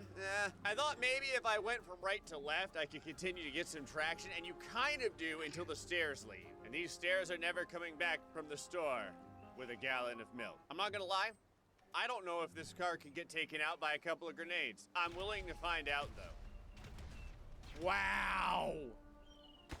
I mean, it's smoking, but it just tanked 4 grenades. That's pretty impressive. And so, out of my respects to you, well, I guess I'm not gonna drive you to your death. You're just gonna have to sit here and burn. There, I'll give you one more. And there we go. All right, let's try something with some off-road capability. It's got chains on the tires. Chains made out of fresh Wisconsin. I'll tell you, if there's one thing I love about Wisconsin, it is snowmobiling. It may say Siberia on the license plate. That's because it's from Siberia, Wisconsin. It's in the northwest Wisconsin area. You know, this is pretty good. It's, oh my God. Whoa, hey. It's slow. Ah! God, it's like driving on a bunch of moldy graham crackers. What I was gonna say is it's slow going, but I think it can do it. We are almost there. Gotta rock this thing back and forth, and there you go. The snow vehicle for the snow stairs. Hey, let's give it up for Siberia, Wisconsin, y'all. All right, sloping, spinning, rainbow stairs. Sure, it's kind of like, watching a rainbow xylophone be possessed by Satan. You know how Annabelle the doll is possessed? This is like Jezebel the xylophone. Oh, yeah. Oh, the chains make it happen. Oh, okay. All right, well, we'll just roll back down and reset this, or we'll fall to our death. Getting up the snow stairs isn't bad at all. It takes a little time, but it's not that bad. So we're going to pop. I don't know if I want to send it because you just kind of hit the very first spinning rainbow cylinder cigarette pack. I don't know what this is supposed to be, but when you hit it, you lose all your forward momentum. There we go. Oh, yeah. Oh, yeah. Oh, no. Man, every time I hit one of the spinners, it just destroys my entire run. All right, this car's derp. We're going to try a different one. This looks stupid. Yeah, some cars run on electricity. Some cars run on, like, cooking oil. This runs on high fructose corn syrup, baby. I wasn't sure if it could get up the snow stairs. It can, mostly because of the boost and the fact that it has 6 tires. Look at the skull. It's looking at you judgmentally. All right, now for the spinning rainbow totem pole thing. Yeah, this is gonna be hard no matter what I pick. Come on, sugar. The sugar is failing me. It is just empty calories at this point. Why carbohydrates? Why have you failed? Come on!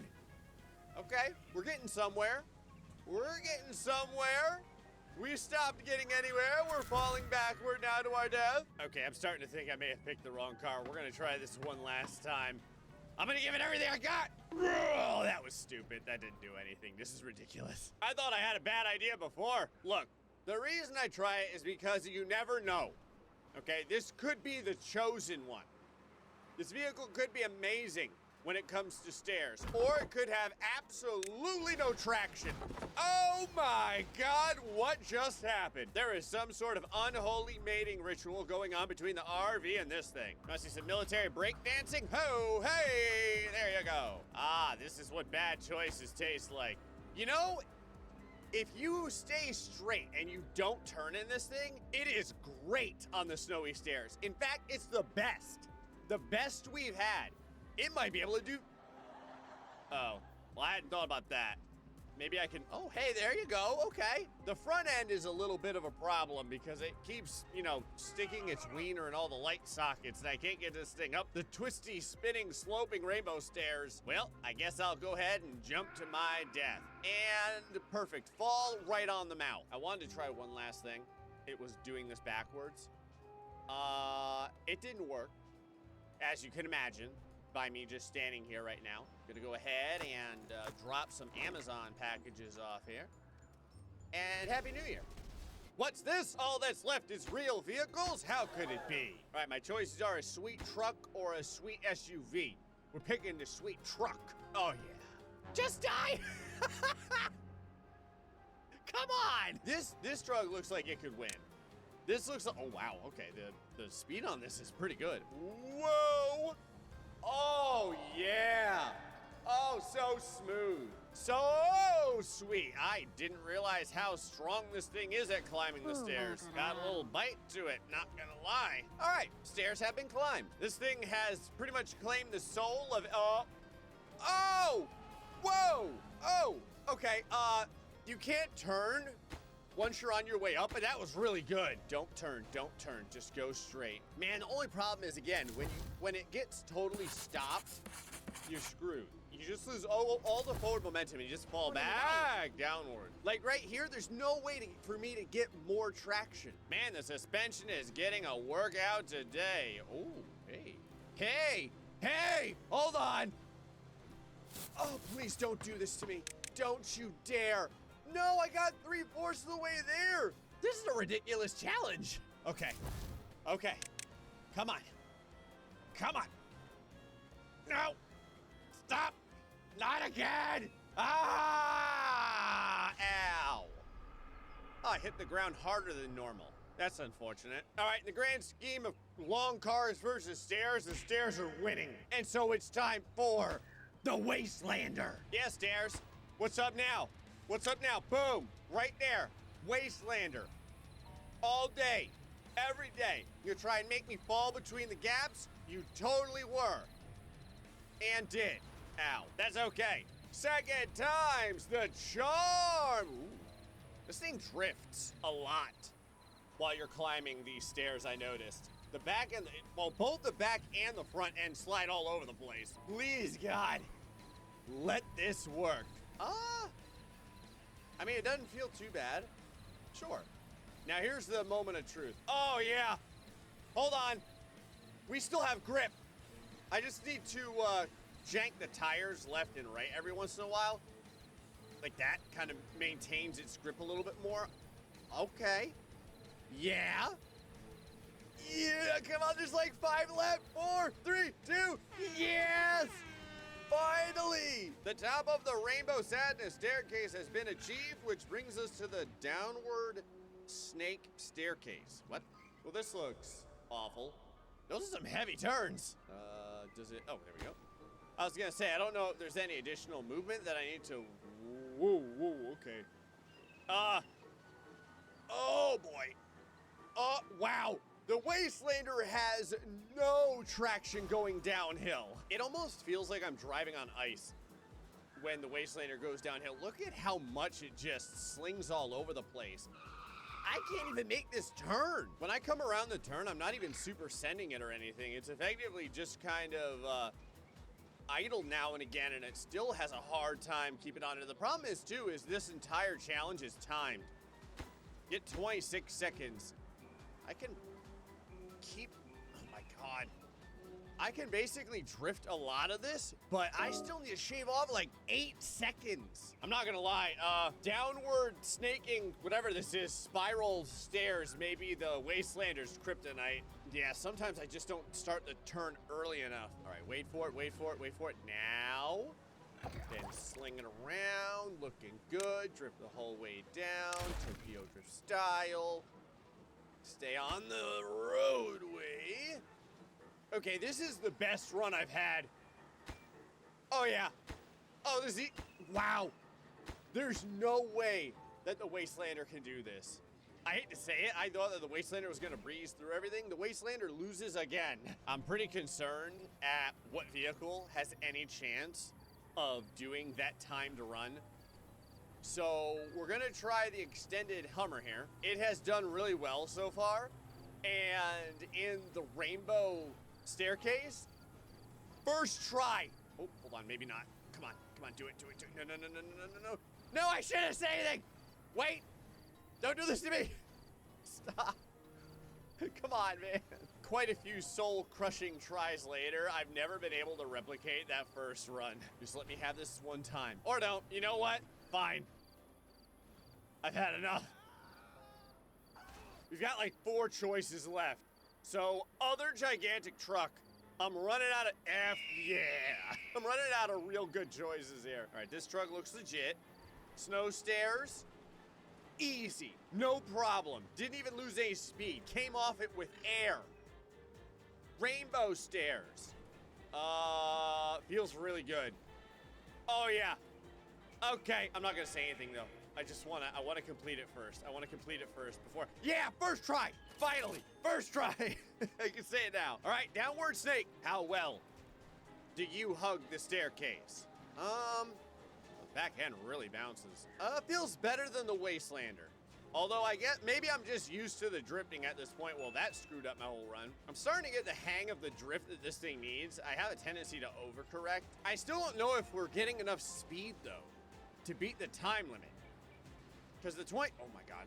The 26 seconds goes by a lot faster than you'd think. I still need to shave off like 4 more seconds. Okay, this run feels good. This run feels really good. Gotta stay way to the outside and then come inside. And then hug it as hard as you can. Man, that was my best run.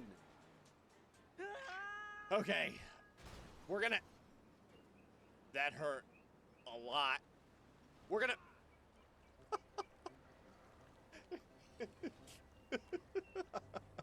Is the guy in the passenger seat dead? I'm pretty sure he made his friend eat the roll cage, and I think his friend is dead. He's totally dead. All right. 3 levels of pain, 3 potential choices. We're going for global oil. I want my oil spraying all around the entire world. Oh my God. Okay. All across the globe, my oil does spray. That was not what I was expecting at all. All right, whatever. All right, so how does it feel on this? Are you... Ooh, whoa, hey, okay, hold on, let me reset this. Reason I want to reset this is it felt kind of good going at, well, that sounds weird. Oh, yeah. Oh, my God, the grip on these tires. What is going on? These tires are made out of dark matter. I have no idea why else to say that this thing is doing so well on this stupid challenge when nothing else could. This is incredible! Globe oil! How about that? Oh, hold on. The difference between all the other cars, though, and this car, is it can stay glued onto the challenge. And so even if you slip a little bit, I can get past it. Snake staircase. Okay. And I do, whoa. Okay, so this is the opposite.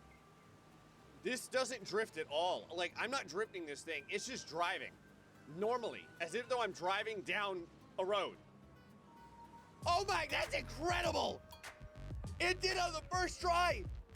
It did it on the first try with like a second or 2 left. You never know when a stupid vehicle like this is suddenly gonna be the one. Anyway, say hello to Flying Stairs.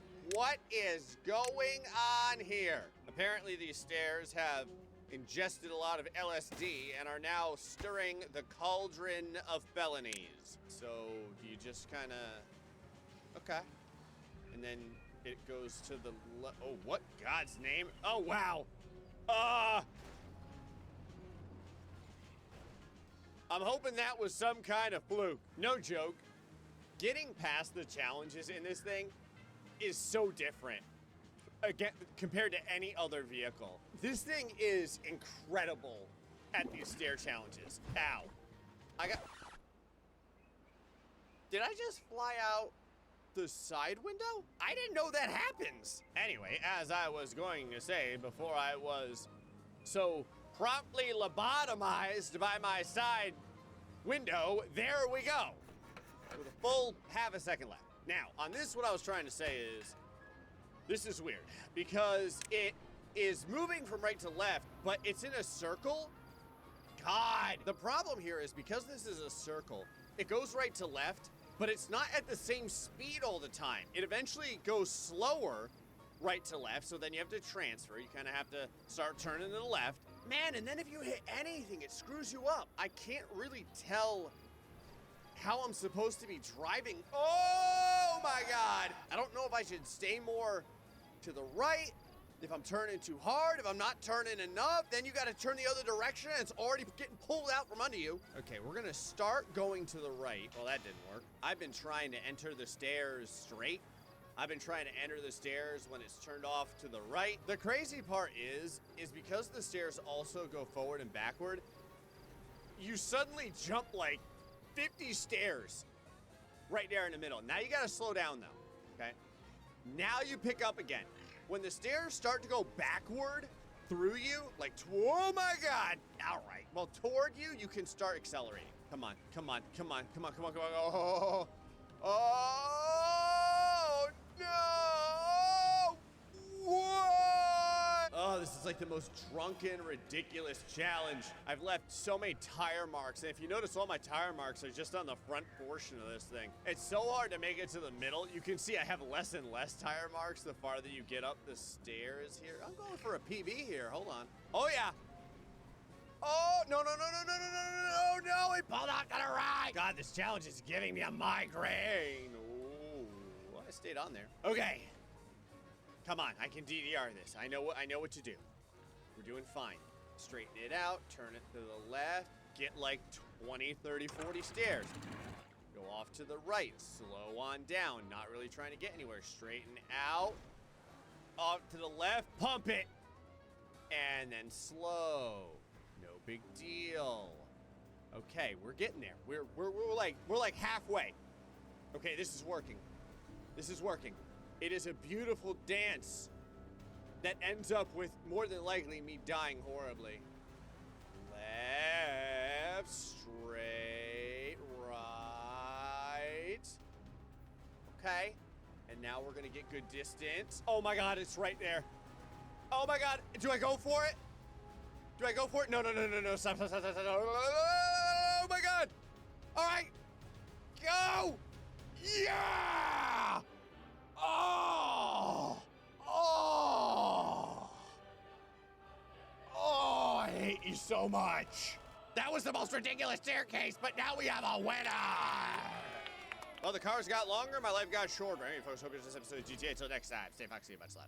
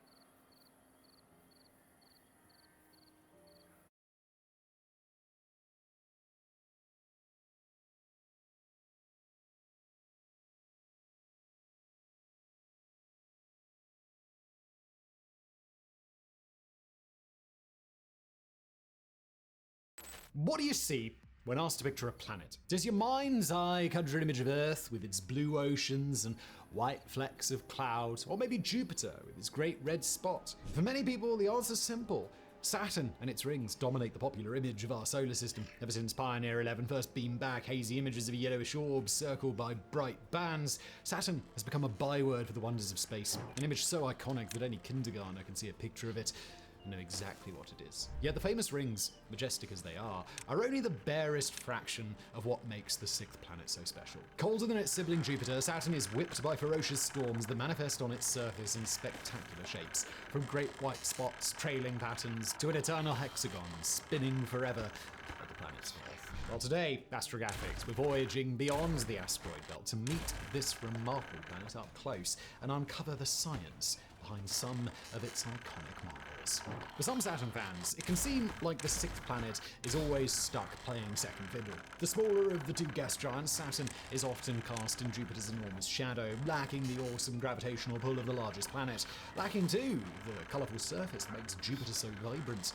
In terms of NASA interest, Saturn has likewise suffered. While the king of planets has been visited by 8 probes, with 2 more due in the coming years, Planet 6 has received half as many. Yet while a brief glance at these planetary siblings might conclude Jupiter is the dashing favourite, those who appreciate the quieter, understated things in life have no doubts. Far from being the Mars crane of the planetary family, Saturn is, secretly, far cooler than its big brother could ever hope to be.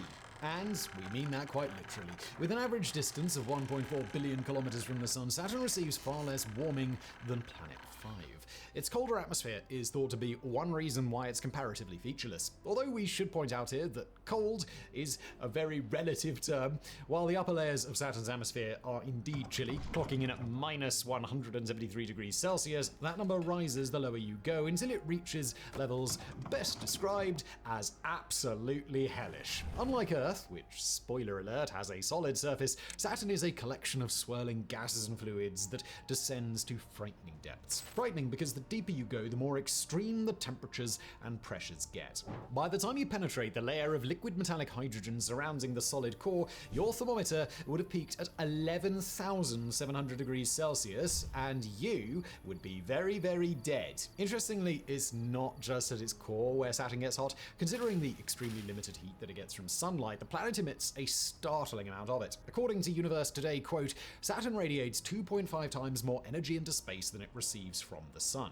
The reason for this is thought to be friction. Like Jupiter, Saturn is mostly made of hydrogen and helium. As the helium deeper inside the planet rises up in droplets into the hydrogen-rich upper atmosphere, it creates friction, releasing heat. Not that hydrogen and helium are the only molecules dancing around the planet's clouds, though.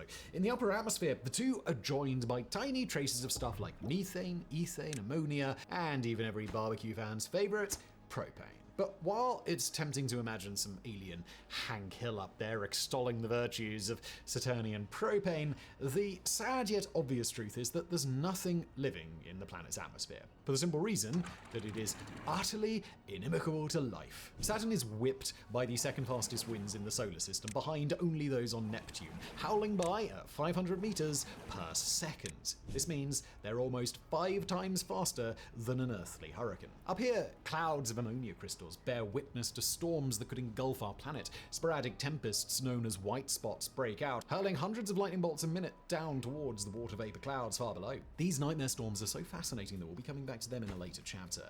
For now, though, we want to complete our general overview, to finish sketching out the basic outlines of today's subject. One of those basic facts involves the planet's sheer size. While it pales in comparison to Big Daddy Jupiter, Saturn is still a beast. 9 times wider than Earth and about 95 times more massive, Planet 6 could fit our world inside it over 763 times. Not that all these Earths would be sat in a perfect sphere, though. Because it rotates so fast, completing a local day in just 10.7 hours, Saturn has a slightly weird shape where it's flatter at the top and bottom and bulging in the middle.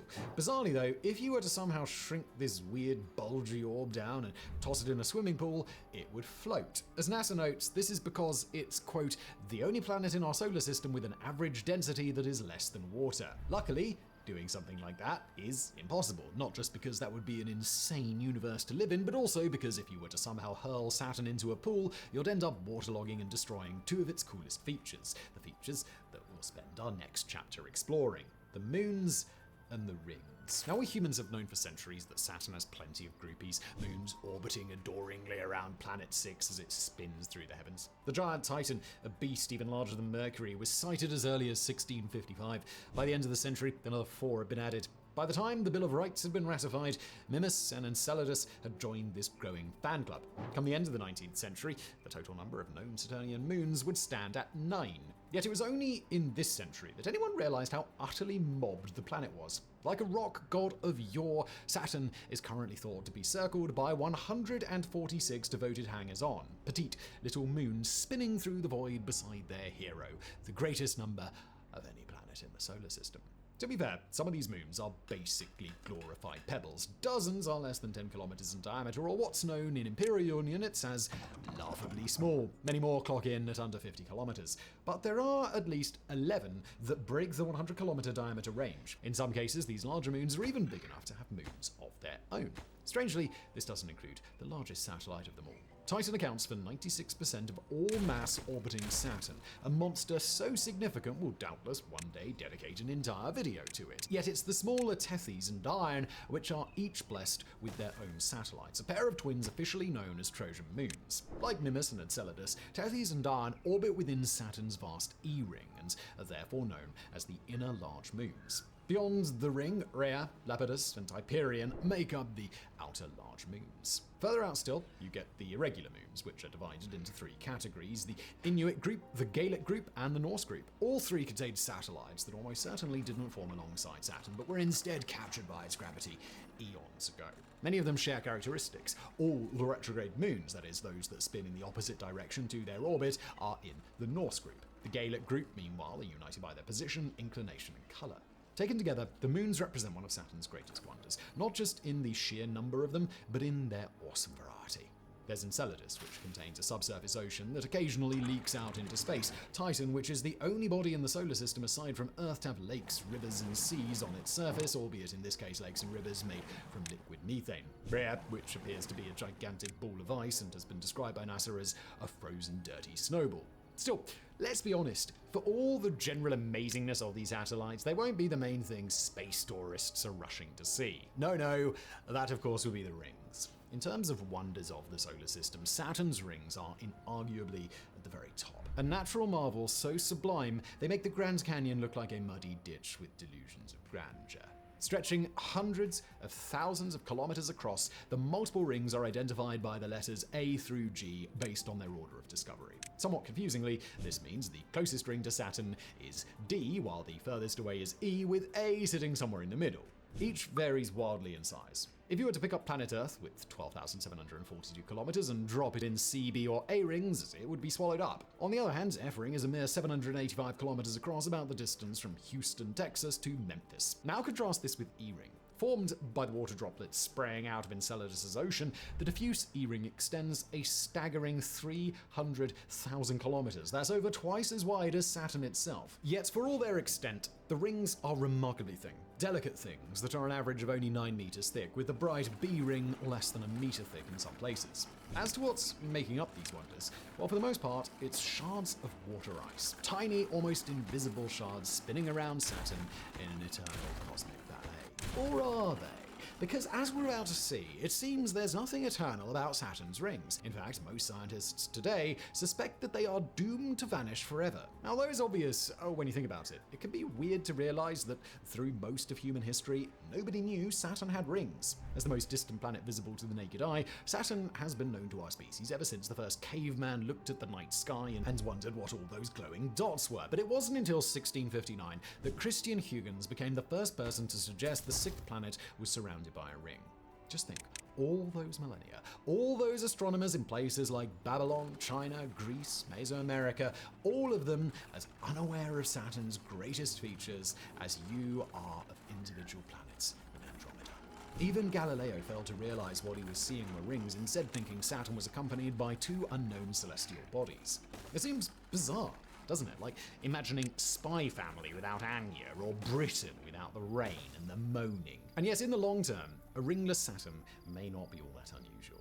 In the comparatively recent past, Planet 6 may have looked more like Jupiter, and the rings it has now may well soon disappear.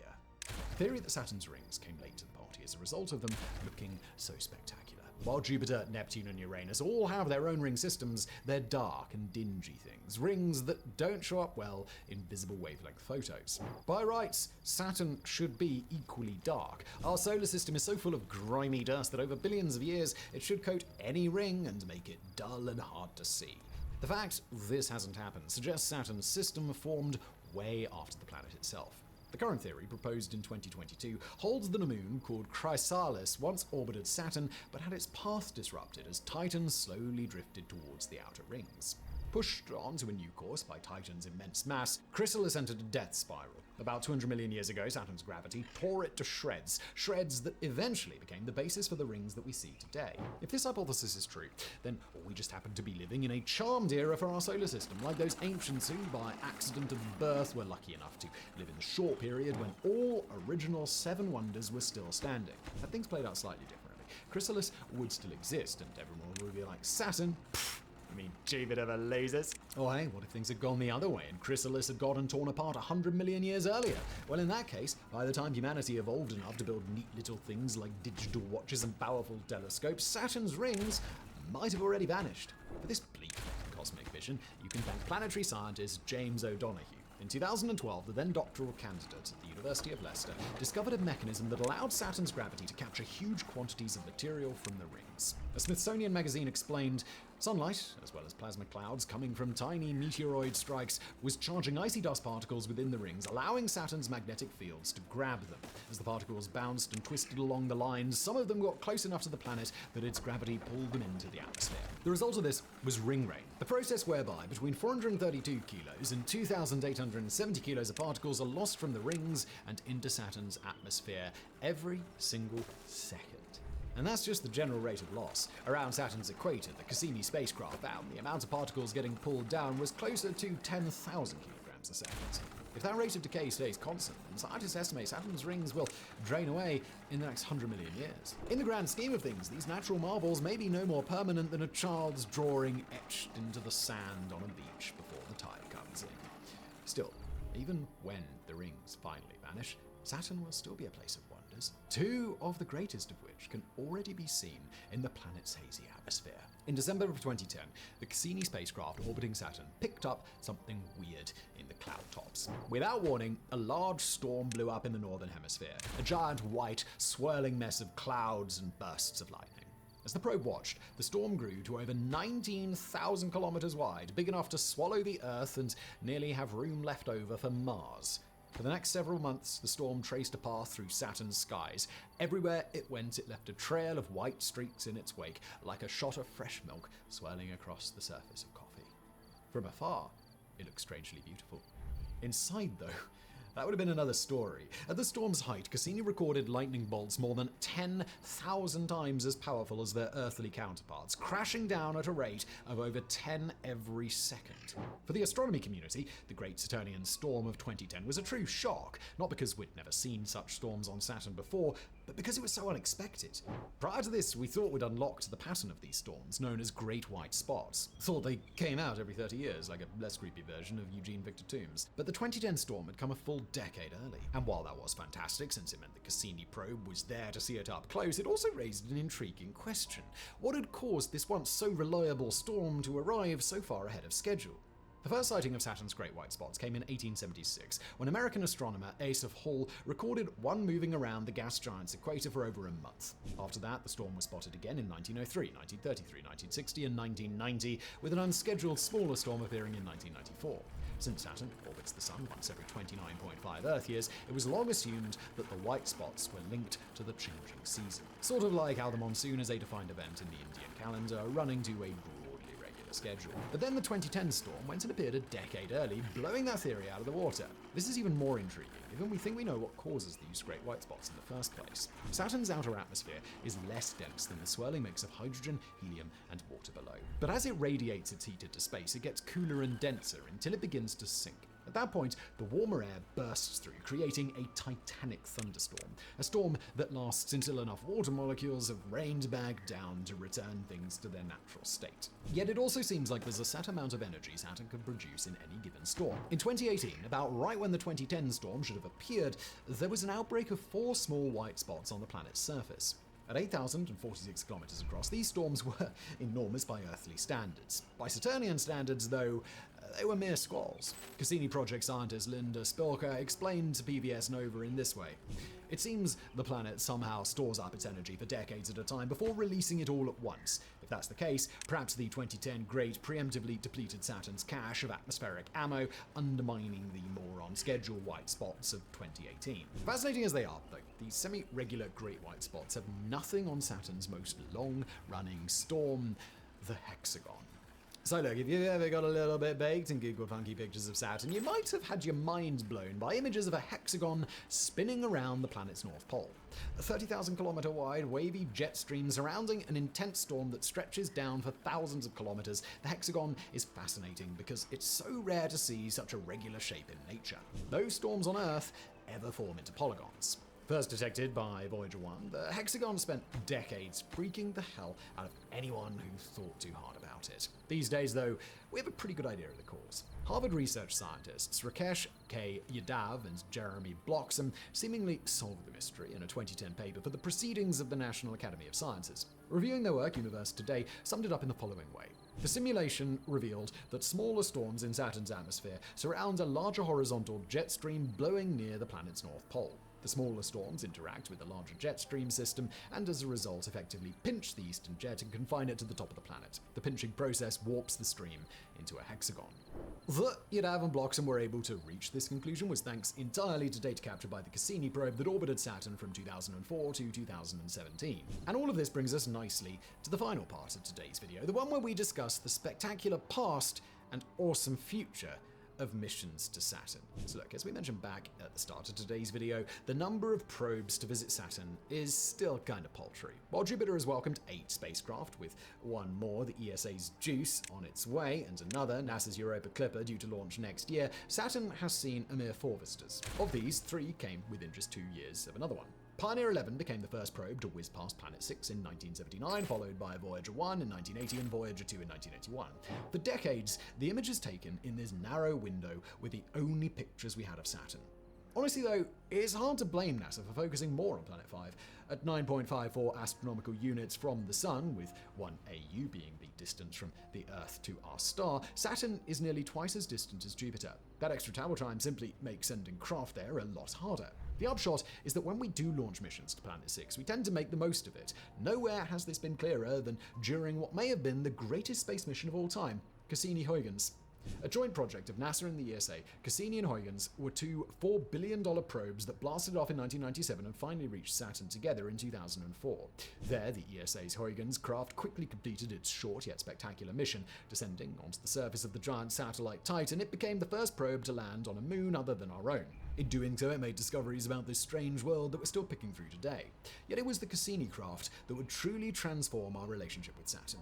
Orbiting the gas giant from 2004 to 2017, Cassini allowed us to see our distant neighbor like never before.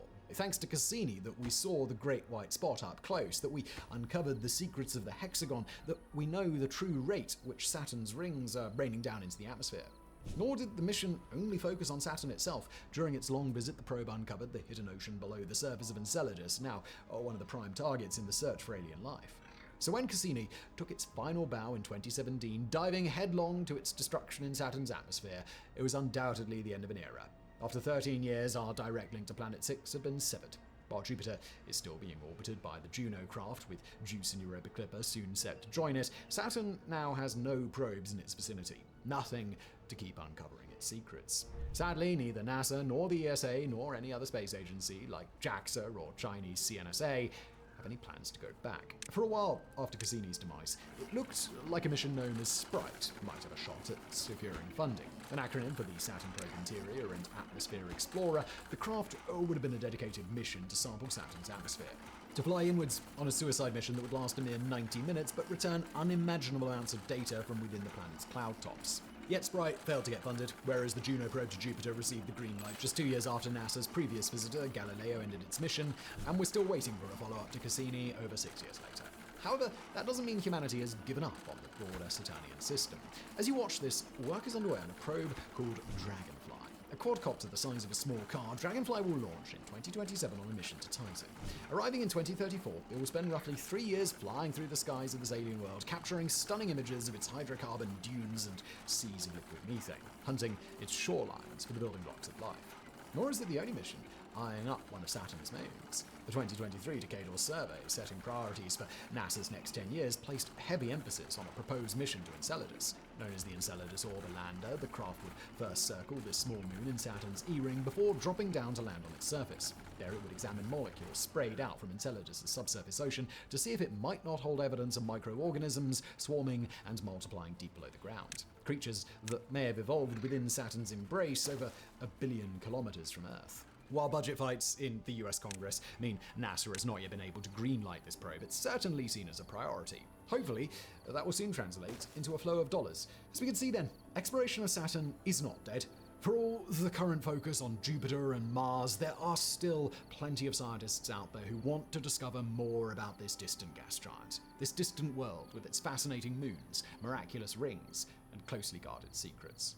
Because make no mistake, Saturn is one of the true gifts of our solar system, a place so strange and so wondrous it seems like science fiction. We can only hope that in the near future, humanity can return to visit her again, to check in once more on our cosmic neighbor, a neighbor we humans are lucky to have.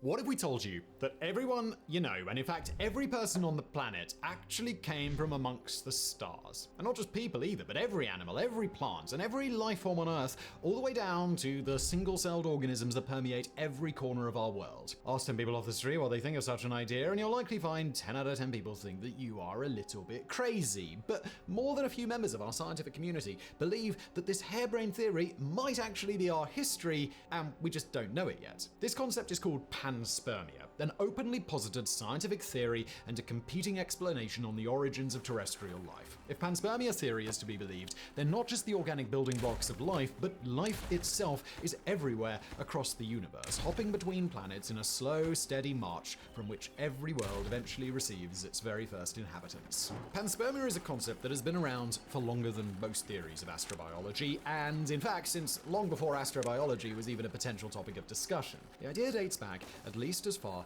as the mid-400s BCE, when pre-Socratic Greek philosopher Anaxagoras proposed the idea of seeds as a part of the cosmos. In fact, he was the first to use the word panspermia, pan meaning everywhere, and spermia, or in his writing, spermata, meaning seeds. Anaxagoras was relatively vague in his writings on the subject, but modern-day scientists take his panspermata to be the first reference to the concept that earthly life came from a place other than Earth, and that the seeds of life aren't just constrained to one or a few places, but are everywhere across the cosmos. The concept was picked up again and again throughout history, usually by philosophers and theorists trying to explain the natural world, but it came under real consideration within the scientific community in the 19th century. At that time, several theories and hypotheses were converging on the idea that life, in its early forms, probably didn't resemble life as we observe it today. The evolutionary theories of Charles Darwin implied that if all life descended and evolved from other life, then that evolutionary chain had to have some sort of origin point. But Darwin himself had not proposed a solution to that problem, leaving the door wide open for any number of competing theories to be tested and weighed against each other. Around the same time, the Kant-Laplace hypothesis posited that the solar system's origins trace back to a nebula from which not only the Sun, but the Earth itself had formed. But a critical caveat to that theory was that Earth would have been too hot to sustain life when it first formed. So, if life hadn't existed at the start of Earth's history, when had it actually arrived? The final factor in the mix comes courtesy of one Louis Pasteur, who had run enough experiments in enough ways that he had fully disproven the theory that life could come from inert matter, or in the way Pasteur meant it, that simply shoving a bunch of oxygen and carbon and other elements together didn't cause them to combine into a living thing. For the theorists of the time, those three converging realities made it all but impossible to imagine ways that life could have arisen on Earth. But when a German physicist named Hermann Richter brought back the idea of panspermia, he got a good bit of traction. Richter contended that organic life existed elsewhere in the universe, had always existed, and had always propagated itself through time and space. Sir William Thomson, better known as Lord Kelvin, supported Richter's ideas, himself adding that stones moving through space, or that is, asteroids, were the likely vessel for living cells to travel across interstellar boundaries and propagate life onto other worlds. Another German physicist, Hermann Helmholtz, pitched his own support behind panspermia. In his words, quote, "It seems to me a perfectly correct scientific procedure that when all our attempts to produce organisms from lifeless matter fail, we may inquire whether life has ever originated at all, whether it is not as old as matter itself, and whether its germs have not been transported from one world to another and developed themselves whenever they found a favorable soil." In 1908, a Nobel Prize-winning Swede named Svante Arrhenius added his own fuel to the fire that microbes, specifically bacterial spores, could be transported across the universe by solar radiation.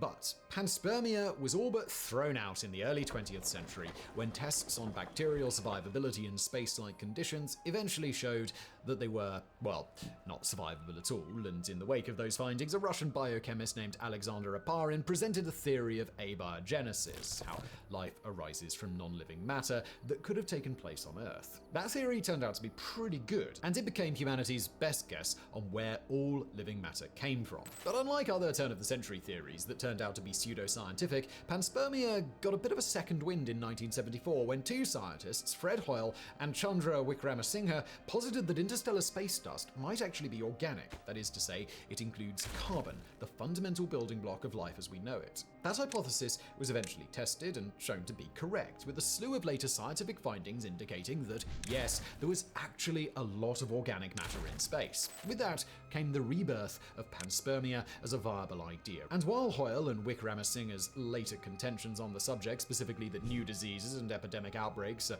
due to new life forms entering Earth's atmosphere, have yet to gain any real support, their work on the concept of panspermia set off a rejuvenation of the topic that's continued to the present day. In modern science, panspermia is generally taken as a theory with three main requirements in order to be accurate. First, organic molecules must originate in space, and we'll take our own departure here and note that for our purposes, organic molecules must be able to originate in space. Perhaps abiogenesis here on Earth also works, and there's more than one way to get life. The idea that panspermia would exist doesn't necessarily mean that it's where we came from. Secondly, those organic molecules would have to be able to give rise to living beings somewhere other than on Earth. And thirdly, those beings would have to be able to travel interstellar space and thus reach Earth without dying. Luckily for panspermia advocates the world over, the first of those three contentions, the idea that organic molecules can exist and be distributed across space, has already been confirmed. It's not a controversial claim at present, it's just how it is. As for the second and third contentions,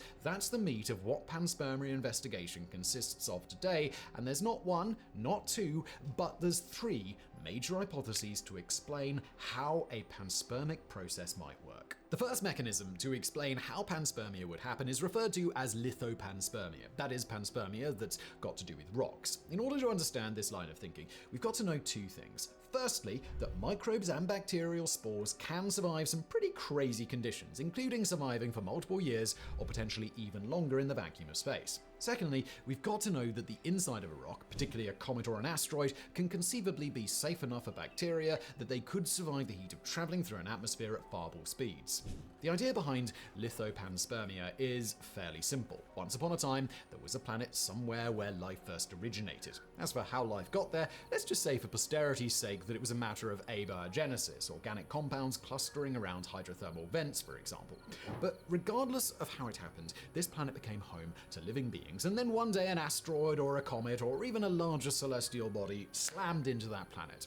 During the impact, some chunks of that planet would have been driven downward towards its core, while some would have traveled outward before landing elsewhere on the planet or going into the atmosphere. But still other chunks would have been launched with such velocity that they actually escaped the planet's gravitational pull and went careening out into open space. Some of those rocks were far enough away from the impact that they didn't experience the kind of heat that would destroy amino acids or microorganisms, and now they've been launched, mostly intact, into space. If panspermia theory is to be believed, then those space rocks might have had stowaways on board, microbes that were previously underneath the planet's surface or living inside of rocks. And for all they know, things really started to shake and then got rather cold. If those microbes go dormant instead of dying outright, then congratulations to them, because they're now traveling on a journey through interstellar space. Shielded from ultraviolet radiation on account of being trapped inside a rock, these microbes are known here on Earth to be able to tolerate extremely low temperatures, surviving in a dormant state for as long as potentially millions of years. Then, after however many millennia traveling through space, a small proportion of those space rocks might experience their big moment, plummeting down into a new planet's atmosphere and then slamming into its surface. Now, of course, there are a few other conditions here. That new planet has to be habitable, at least somewhat, and the falling space rock must be big enough that during the extreme heat of atmospheric re-entry, it can shield some of its inner parts from the worst of the landing. But if those conditions are satisfied, then those little microbes inside their space rock have just found a new home. Of course, we've got to acknowledge that we're talking about a journey of thousands or potentially millions of years, a set of potentially very unlikely conditions required in order to propagate life, and the idea that the process would have happened enough times that some living being would find its way to Earth. But remember, we're thinking on a cosmic scale here, not a human one. If one planet out there becomes host to life through abiogenesis, and that planet is hit by one comet, we could conceivably be looking at thousands of space rocks that escape the planet's atmosphere, carrying living beings inside, and potentially hundreds of those that have kept those beings alive during atmospheric re-entry. Say that a handful of those space rocks encounter other worlds, and that even 2 or 3 of those worlds are habitable enough that their microorganisms survive, and now, in the space of, let's say, 1 million years, we've potentially quadrupled the number of life-bearing planets in the universe. Repeat that process for each life-hosting planet every, let's say, conservatively 100 million years, and within the first billion years of the process beginning, we're now talking about hundreds of thousands of planets hosting life. The universe is 13.8-ish billion years old, and the planets are believed to have started forming within about 1 billion years of that. The Earth is barely 4.5 billion years old, so if conceivably abiogenesis took place somewhere in the Milky Way within the first few billion years of the universe's existence, then by the time Earth came around, some 6 or 7 billion years later, the entire galaxy could be inundated with life still propagating from that first life-bearing planet. It's a process that stretches the limits of human imagination, and one that takes place on timescales that we just can't understand in any real way. But it's absolutely possible, at least in theory. Now, every theory of panspermia has got to at least try and address one more problem. If life is so abundant in the universe, then why haven't we noticed it yet? Lithopanspermia proposes a few decent answers. For one thing, perhaps we've simply not looked hard enough or in enough places. For another, maybe asking a question like, where are all the rocks filled with alien life, simply shows that we humans don't comprehend the timelines and scales that we're dealing with here, and the next life-bearing rock won't fly by for another 1,000 years or so. Perhaps the problem is that the life forms we're talking about are specialized for deep space travel, meaning that their biosignatures are more subtle or outright different from what we'd expect. Or maybe the space rocks that got life to Earth didn't come from deep space at all. Finally, there's a fairly decent chance that they came to Earth from Mars, a much shorter and more plausible distance away when our next-door neighbor was more Earth-like and potentially teeming with life. As we move away from lithopanspermia, we're going to circle back to a name that we already mentioned before. One Svante Arrhenius, that Swedish Nobel Prize winner we mentioned a little while ago, posited in 1903 that panspermia could exist. But Arrhenius' postulate was a little bit different than anything that we've heard about so far.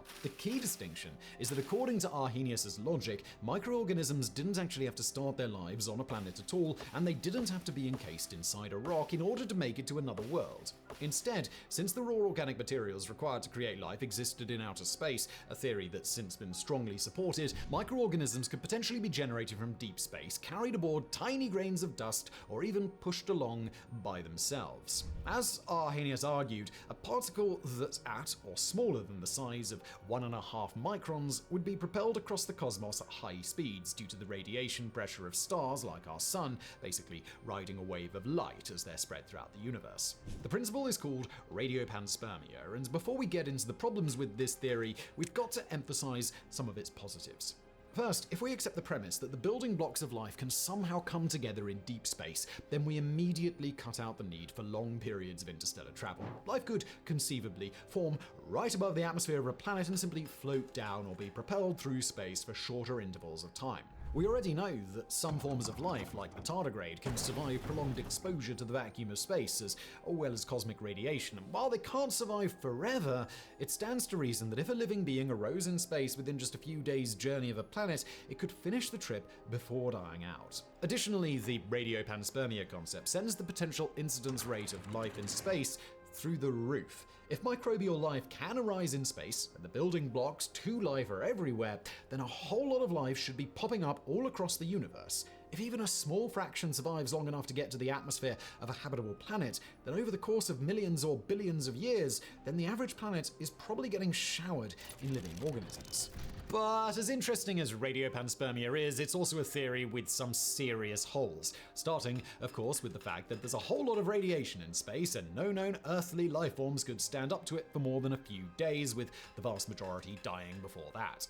The vacuum of space also takes its own toll on DNA and RNA, suggesting that unprotected DNA or RNA isn't particularly likely if it's meant to simply be powered by the pressure of light. These figures change if we're looking at microorganisms that are shielded by some sort of encasing material, or that life in a solar system where red giants' less lethal radiation is the only thing they've got to worry about. But if we add more material, then a limit of 1.5 microns is probably exceeded, and if we're sending a life form from one solar system to another, then any organism not going from red giant to red giant would likely die, including any that can come to our own solar system. Yet even amidst such skepticism, there's reason to believe that radiopanspermia still has some legs to it. Even if we assume most spontaneously generated microorganisms die while they're in space, the sheer volume of life forms generated suggests that at least a few would find their way to habitable places in the universe. Not only that, but humanity's current estimate about the survivability of radiopanspermic life are based in our understanding of life forms we can study, specifically ones that really like being on Earth and really don't like being in deep space. Hypothetically speaking, all it would take would be one living, replicating microorganism somewhere in the 13.8 billion year history of the universe that isn't bothered by cosmic radiation for that life form to then propagate and travel at nearly the speed of light across the stars. If that's the case, then another question emerges. Why isn't Earth constantly bombarded with tiny microorganisms from outer space? But again, we aren't likely to find such a life form if we don't know what to look for, or we don't perceive it to be living at all. Now, the two theories of panspermia we've discussed so far are the ones that dominate talk around the theory today. But there is a third possibility to consider, one that takes panspermia from the result of what is basically a series of accidents and adds a little bit of intent. The idea was first postulated by one of the scientists responsible for pioneering the study of DNA, Francis Crick, and a chemist named Leslie Orgel.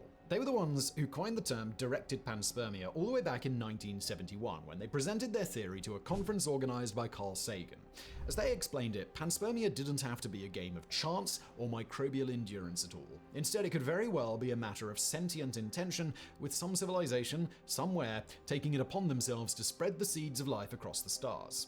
In terms of the evidence they presented in support of their claim, even Crick and Orgel admitted that the indicators for directed panspermia were fairly weak, specifically the universality of the genetic code used by living things and the abundance of the element molybdenum in living organisms as compared to its relative abundance in the Earth's crust. The genetic code argument comes from the reasoning that if life on Earth had multiple origin points or a single origin point with a pretty simple genetic code, then we would expect the genetic codes of earthly life to be much more widely variant than they are. The molybdenum argument takes a somewhat more forensic tone, that if a living organism were dependent on a certain element, it would stand to reason that the element was common where that being originated, and that it certainly wouldn't be rare like molybdenum is on Earth. By that logic, earthly life would have been constructed and propagated from somewhere rich in molybdenum, which, in Crick and Orgel's time, was not believed to match anywhere on Earth. Since then, we've discovered that it does exist at higher concentrations in the Earth's seas than in its crust, but even still, Crick and Orgel's work was enough to give the idea of directed panspermia some legs. As for why some alien civilization would want to pursue a policy of directed panspermia, we can't really say. Perhaps if a spacefaring species were capable of sending probes to alien worlds, including a bit of microbial life to populate that world, could just be standard practice, or even unintentional, with microbes clinging onto their spacecraft as living residue that isn't cleaned off. Perhaps the intent might be to lay the groundwork for later colonization in a few 100,000 or perhaps a few million years, or perhaps the principle of propagating life forms elsewhere might be as important to an alien species as, say, expansion of human civilization is to humans.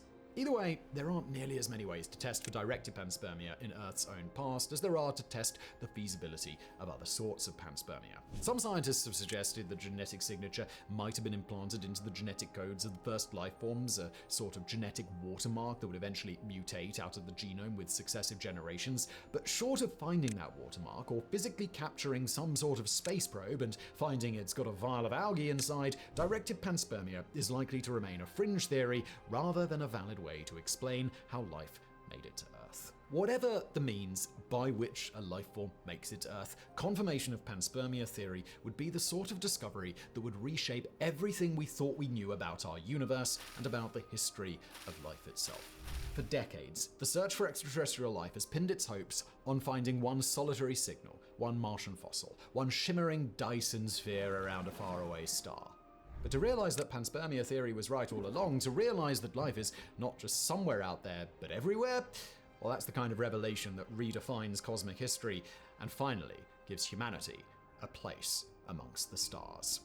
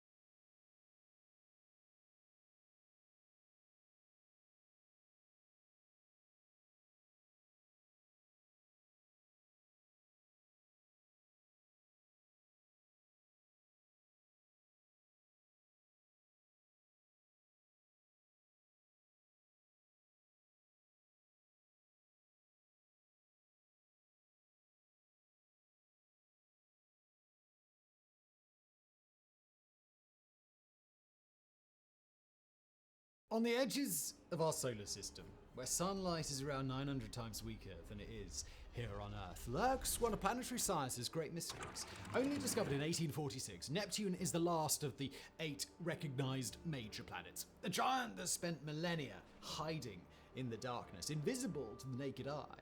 This far from our sun, it exists in perpetual twilight, a cold, dark world lashed by violent winds. A place so incredibly remote, we've only encountered it a single time when Voyager 2 swept past in 1989, beaming back images of a serene blue orb.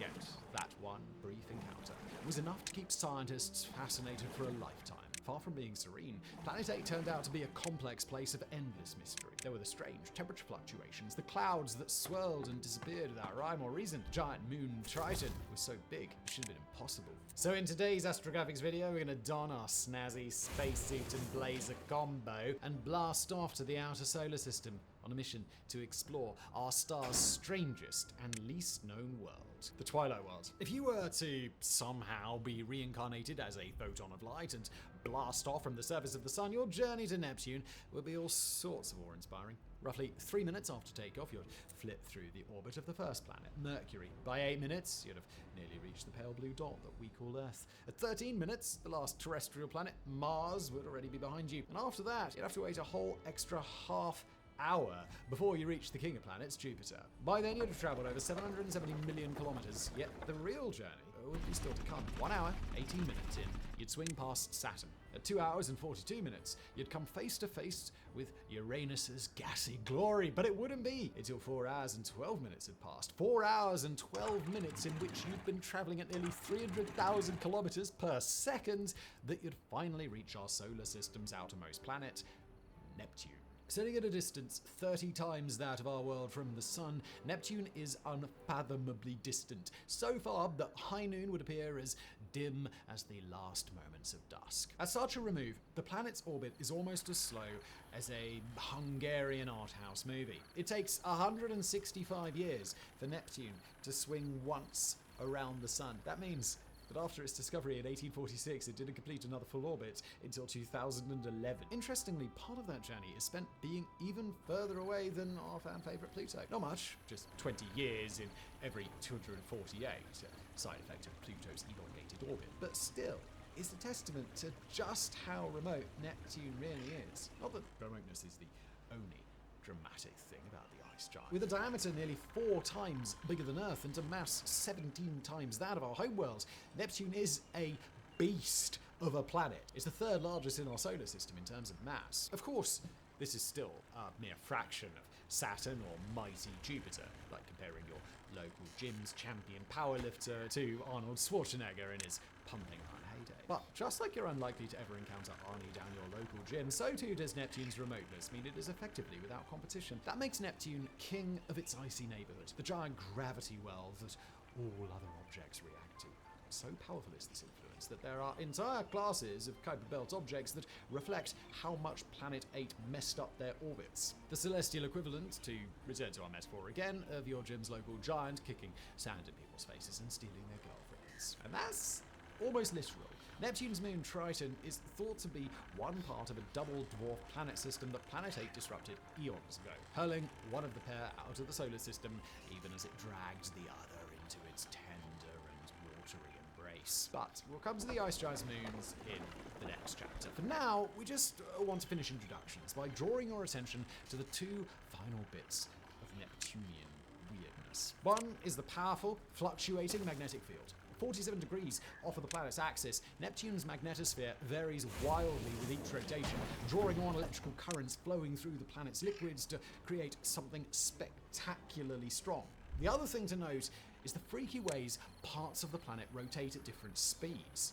If you were hovering in orbit above Neptune, you would see its equatorial zone complete a rotation every 18 hours. At the same time, its poles would be spinning around 6 hours faster. On Earth, this would be like people in Kenya enjoying an average day length, while Swedes went hurtling around at high speed, their days passing so fast that they'd barely have time to drive their Volvos to and from IKEA. Known as differential rotation, this oddness affects all non-terrestrial planets, from gas giants like Jupiter to ice giants like Uranus. But on Neptune, it's cranked up to 11. No other planet has such pronounced rotational differences. So yeah, it's safe to say that Planet 8 is really rather special. And are we only just scratching the surface? As we pilot the astrographics probe down into its interior, things are only going to get a whole lot weirder. Season storms. So a couple of times already, we've referred to Neptune as an ice giant, a widely used term that's nonetheless still pretty misleading. Rather than something you might put in your martini, ice giant here is a way of identifying the materials Neptune and Uranus are made out of. While the gas giants of Jupiter and Saturn are mostly hydrogen and helium, Uranus and Neptune are mostly made of icy materials like water, ammonia, and methane. Now, not that there's anything remotely ice-like about them. While Neptune's average temperature is a bone-cracking minus 201 degrees Celsius, that's only where atmospheric pressure is equal to that of Earth. Many parts of this blue world are actually brutally hot. As we start to dive towards the planet, the first time we'll notice this is in the thermosphere. A layer below the exosphere, Neptune's thermosphere is an unusually warm place, about 477 Celsius or 890 degrees. So far from the sun, there's no way ultraviolet radiation will be causing this heating. Some have suggested it's instead a result of ions in the magnetic field interacting with the atmosphere. Either way, it's a suitable, wild introduction to Neptune, and it's only going to get wilder. Falling through the stratosphere, we start to encounter carbon dioxide and hydrogen cyanide, stuff that would definitely kill you if you breathed it in. Not that you'd have to actually even leave the spaceship for Neptune to kill you. Down in the atmosphere proper, the planet suffers apocalyptic weather. Freezing, supersonic winds howl through the darkness, tearing through the skies at a terrifying 2,000 kilometers per hour. To give you some idea of truly how insane that speed is, Earth's fastest winds max out at about a fifth of that. Even the great storms of Jupiter have top wind speeds that are 3 times slower. Like an angry elder god, Neptune's storms laugh in the face of such puny numbers. Also like an elder god, some of them, like the Great Dark Spot, are big enough to swallow the Earth whole. Luckily, these storms' lifespans are just a fraction of those of the Great Cthulhu. Unlike Jupiter's famous red spot, Neptune's darker cousins form and vanish within a handful of years. That means that depending on when you visit, your journey through Neptune's atmosphere may be more eventful or far less so. For instance, there seems to be a relationship between Neptune's clouds and our sun's cycles. Visit shortly after the solar maximum, and they are everywhere. Right now, though, they've almost vanished. Indeed, Neptune's skies are duller than they've ever been in our decades of observations, and no one's really sure why. But then, that is just kinda Neptune for you. It's a place that likes to confound its observers. Take the seasons, for example. With a tilt similar to that of Earth, Neptune experiences seasons like we do, albeit seasons that each last 40 years. Weirdly, though, the current Neptunian summer has been accompanied not by heating, but by the planet cooling down. Not that you'd notice this stuff as you descended through Neptune's clouds, though you'd be too busy trying to deal with these spectacularly high pressures. So high does the atmospheric pressure get on Planet 8 that many scientists think there's an ocean beneath the clouds, one wholly unlike any oceans here on Earth.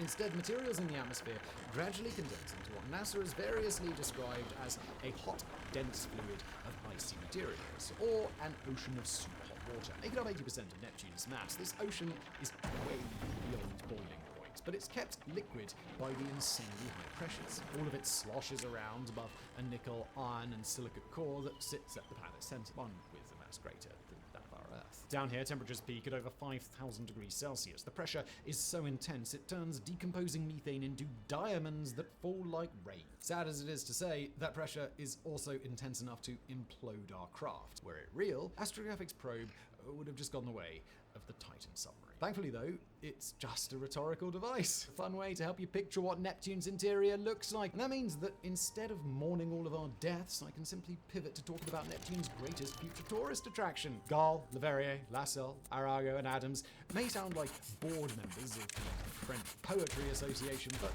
they're actually surnames of 5 scientists who contributed to Neptune research. More importantly, they're also the names of Neptune's rings. Darker and dirtier than those of Saturn, the rings are also younger and will likely disappear faster than those of Planet 5.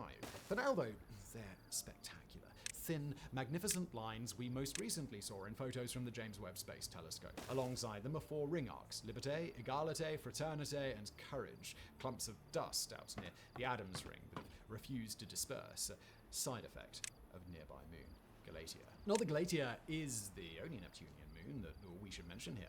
Of the 14 moons accompanying the blue world on its lonely voyage, one stands out above all the others. Triton is so big it makes up 95% of all mass orbiting Neptune. It's a complex ice world that may be home to subsurface oceans. But since we'll eventually be doing a separate video on Triton, we're going to leave its description there. For now, leave to our brief tour of the Neptunian system. Because there's another story we need to tell, one that lies at the heart of all good Neptune narratives, the story of how we discovered our distant neighbor in the first place. 1,000 points of light. It was 1821, and Alexis Bouvard had a problem. Exactly 40 years earlier, William Herschel had made history by sniffing out Uranus, thereby discovering the first new planet since ancient times. The problem was that Planet 7 resolutely refused to behave as it was meant to. For years now, Bivard had sweated away, compiling tables of Uranus's motion, comparing them to how Newtonian physics said the giant should be moving across the night sky. By 2021, it was clear Herschel's new world was deviating from the path mathematics said that it would take, and not just by a little, but substantially. As he pondered the secrets of Uranus that long ago day, Bivard came to a staggering conclusion. What if the new planet wasn't alone? What if, somewhere further out in the darkness, yet another world lurked, one vast enough to disrupt Uranus's motion with its own gravity? It was an idea with the power to change history, the first inkling we had of Neptune's existence. Unfortunately, it was also an idea Bivard would do absolutely nothing to confirm. Like Galileo, who sighted Neptune back in 1612 and mistook it for a star, Bivard seems to have been content to just shrug and go, well, I guess we'll never know, will we? That meant the honor of officially finding Planet 8 would not fall to Bivard, but to two men, one French, one English, and both phenomenally big brains. The Englishman was John Couch Adams, an astronomer who swore when he was still an undergraduate in 1841 that he'd one day find the theorized planet. According to Britannica, Adams soon worked out possible locations for Neptune. In the fall of 1845, he handed his predictions to the director of the Cambridge Observatory, James Shallis, and asked him to check them out. But, as will soon become clear, asking Shallis to help was like asking Garfield not to eat John's lasagna. Just like that Monday-hating cat, Shallis was especially lazy. So lazy that rather than go check Adams's world-changing calculations, he just kept on procrastinating, doing nothing with it for the better part of a year. And that is a major shame for Cambridge Observatory. But while Shallis was sitting around with his thumb up his bottom, another extremely clever dude in France was also turning his attention to Bivard's theory. Known as Urbain Le Verrier, it would be his name, rather than Adams's, that wound up going down in history. Not that anyone would have guessed it in the summer of 1846, though. That June, Le Verrier published his own calculations on Neptune's location. Calculations even more accurate than Adams's. But the France of 1846 had apparently been taking life lessons from James Shallis. Every French astronomer simply nodded politely at Le Verrier's work and then went back to more important matters, like eating cheese and plotting revolution. By now, back in England, James Shallis had at last risen from his slumber. Armed with two sets of calculations from both Adams and Le Verrier, he started searching the night skies. Even now, though, his work was supremely half-assed.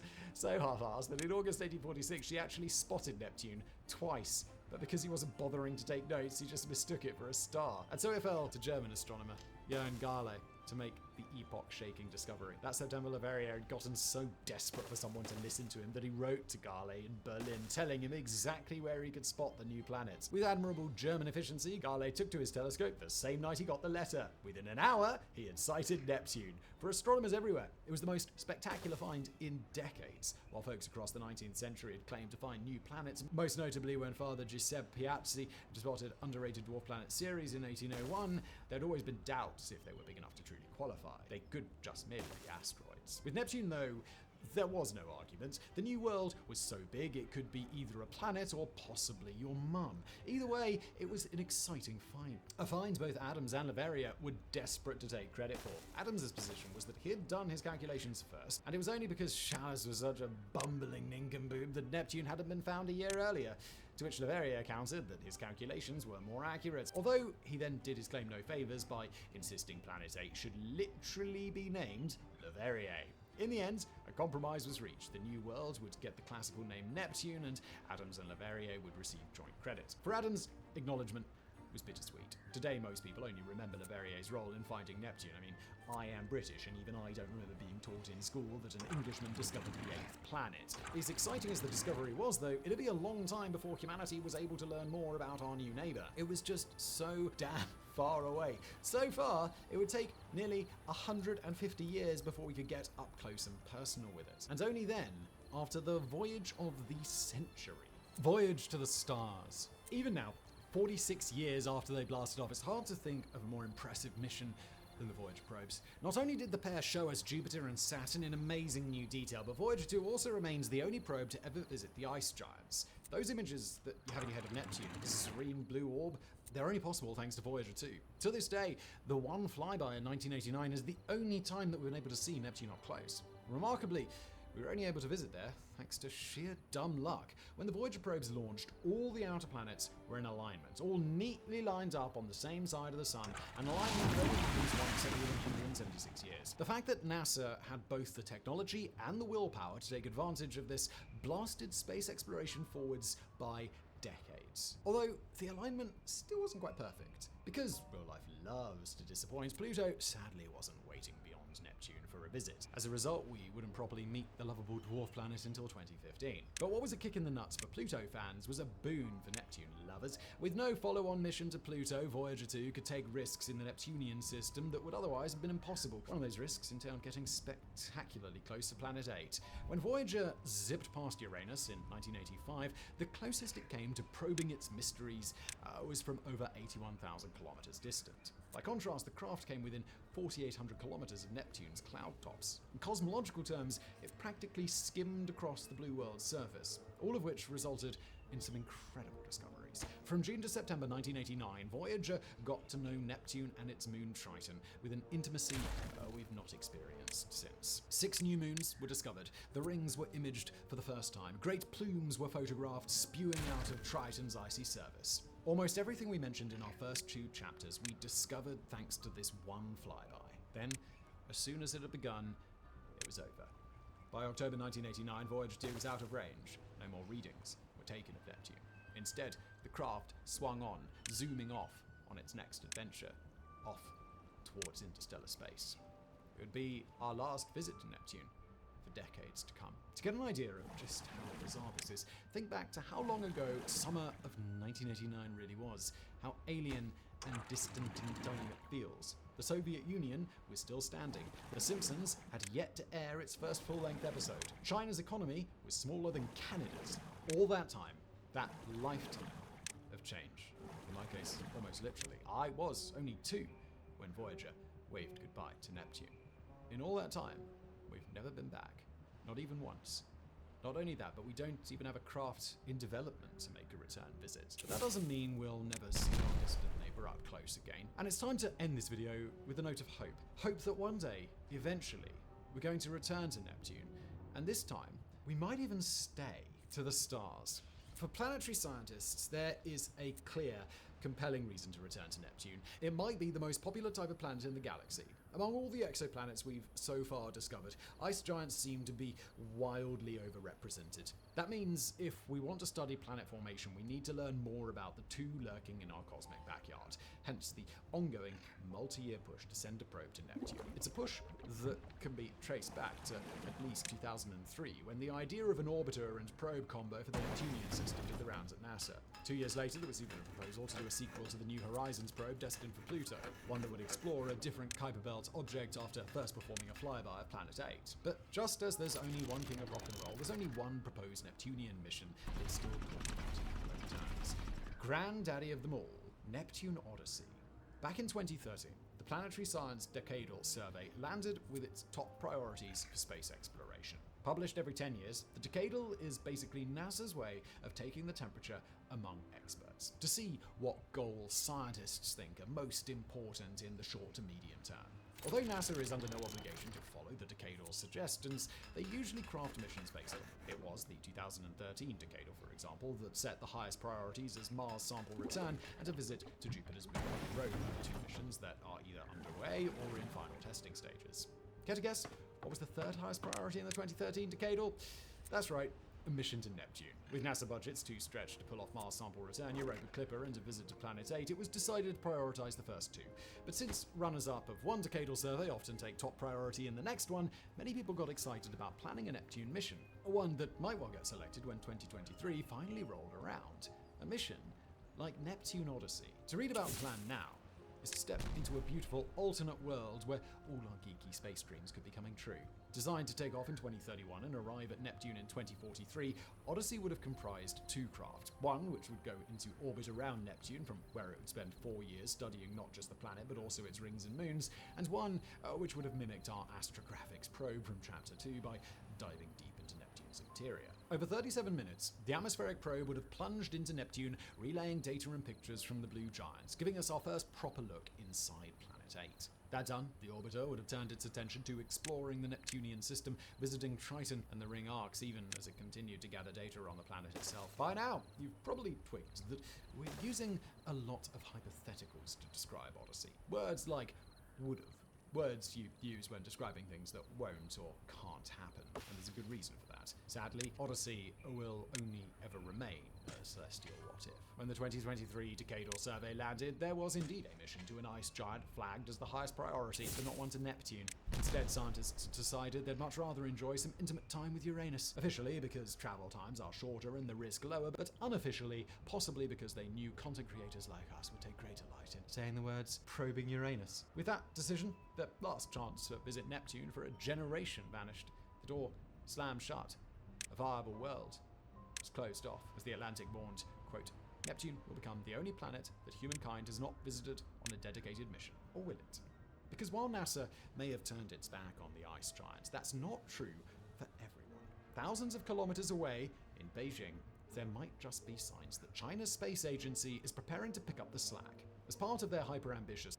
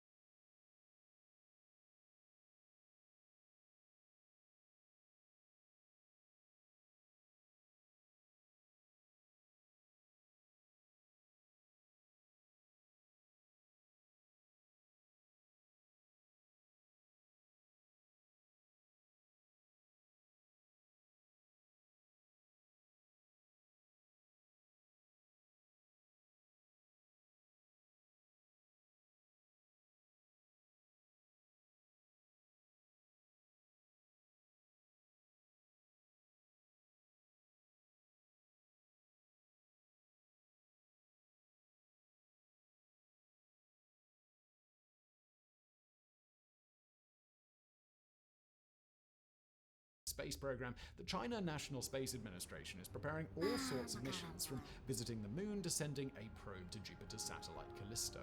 While not everyone thinks the CNSA can pull off all its spectacular goals, no one can fault them for thinking big.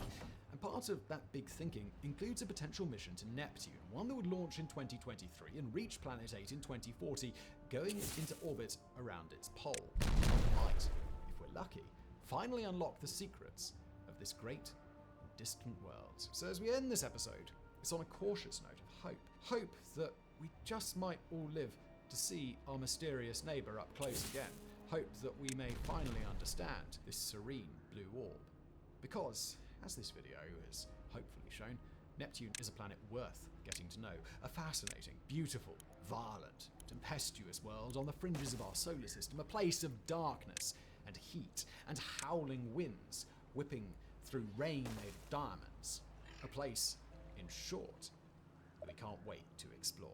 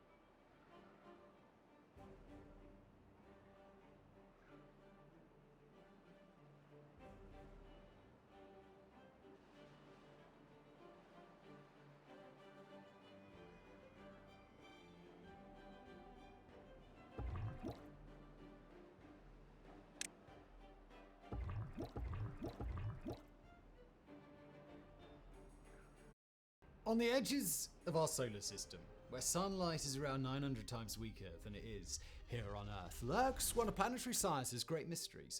Only discovered in 1846, Neptune is the last. The Milky Way is a wild and often terrifying place. Great orbs of fire and nuclear fury churn for billions of years at a time. Entrancing objects who can feel its pull, and devouring those who come too close, akin to a cosmological version of the Great Side. Black holes prowl the corner and darkest fringes of open space, distorting time itself and wreaking havoc on any form of matter that's unfortunate enough to interact with them.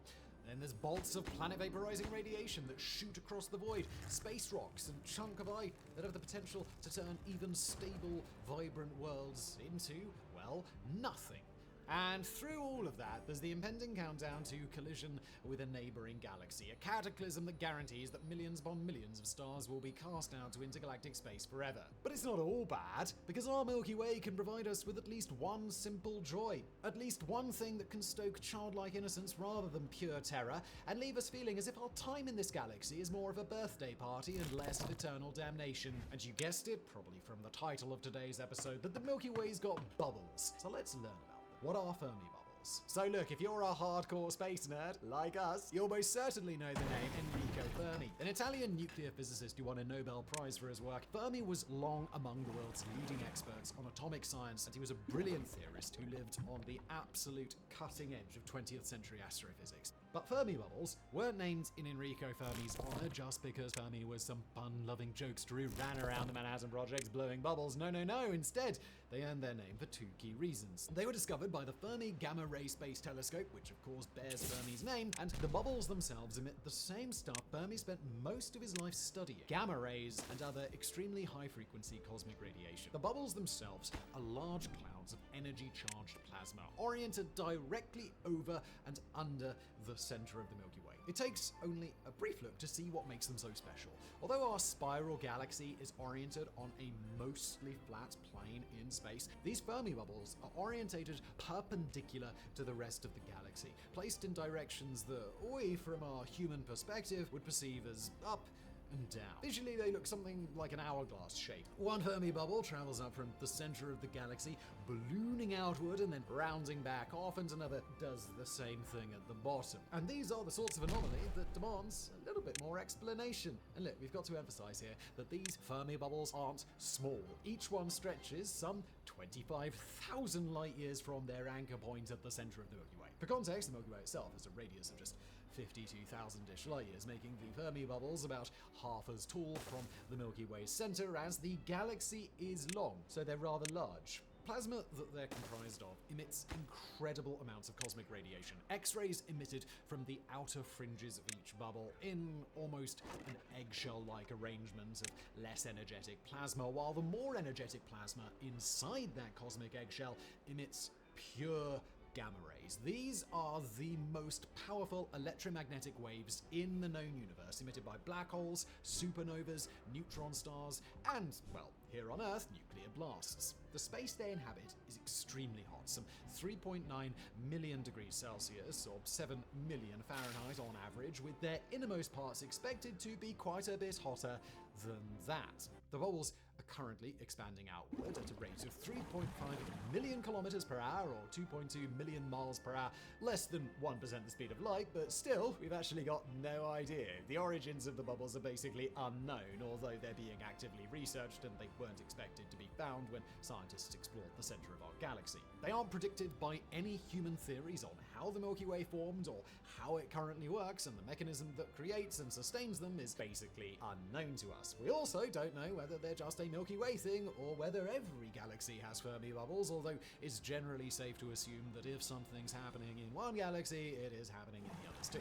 The bubbles were announced in just 2014 by a research team made by a Harvard professor and two of his former students, meaning that the world of astrophysics has had less than a decade to figure out what's going on at the center of our galaxy. An exceptional phenomenon.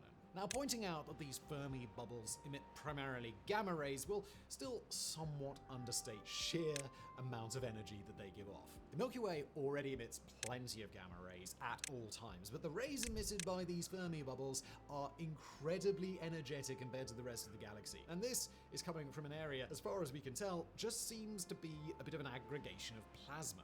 There are no known stars within the Fermi bubbles, no known celestial bodies of any kind, and the plasma that does exist there appears not to be so concentrated in any one spot that the Fermi bubble's internal gravity would lead a celestial body to be created. Instead, humanity's best guess of what's going on inside the Fermi bubbles traces back to what appears to be their origin, the supermassive black hole at the center of our galaxy. Now, we're not going to belabor you today with all the details of that black hole, although you're welcome to let us know in the comments if you'd like a separate video on that. This is astrographics after all, but suffice to say that by now it is well known that supermassive black holes in other galaxies can ingest some seriously impressive mass from the surrounding space. And when they do, they can emit massive high-energy jets that beam outward on the same up and down plane where we perceive the Fermi bubbles to be. That would be above and below the Milky Way. As far as scientists can tell, the Milky Way supermassive black hole is not currently giving off that sort of explosive beam, but judging by a few key factors, it's entirely possible that the plasma currently sitting in the Fermi bubbles might have come from a beam like the ones we've seen elsewhere. Take, for example, the distance of the plasma bubble's outer edge from the center of our galaxy, some 25,000 light years, meaning that if matter was shot out of the Milky Way's black hole, it would have been impossible under our understanding of physics for matter to get there in less than 25,000 years. Probably because it's really hard to get matter to travel at the speed of light, it took considerably longer for the bubbles to form. Add to that the fact that the plasma of the Fermi bubbles is no longer concentrated into where it might have been as a beam, but is instead forming a sort of cloud, and it stands to reason that this might be what happens when those rare plasma beams have already been shot out into the void and now have to approach a sort of resting state.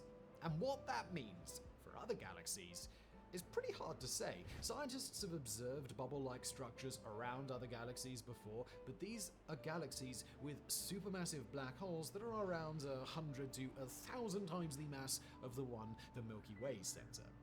As we mentioned previously, we've not experienced similar phenomena in galaxies like ours. Not only that, but we couldn't find bubbles in Milky Way-like galaxies if we tried. Our current instruments simply aren't good enough to see them from so far away. Perhaps these explosions happen frequently enough and the Fermi bubbles will disperse slowly enough that they'll sort of linger on in the cosmic periphery forever, occasionally getting another shot of plasma like a health nut making their way to the juice bar. Or perhaps the Fermi bubbles will dissipate quickly enough or be pulled back into our galaxy's black hole completely enough that most of the time a galaxy wouldn't have a Fermi bubble at all. In other words, maybe we just got lucky to see this phenomenon that doesn't come around very often. At present, the Fermi bubbles are expanding at a fraction of 1% of the speed of light, suggesting that at least on human timescales, they're probably going to be here a while. But how frequently the Milky Way shoots out these rays, or whether it does it at all, are critical pieces of missing information that prevent us from filling in this puzzle. What we do know is that the two Fermi bubbles seem to interact with each other. Combined, they're believed to contain roughly the amount of energy equivalent to 100,000 supernovas, all measured at the point of explosion, so it stands to reason that an interaction between them would be, well, fairly violent. But actually, that's not always the case. Elsewhere in the Fermi bubbles witness, we've got to point out that the gamma rays they emit seem to have an unexplainable cutoff point.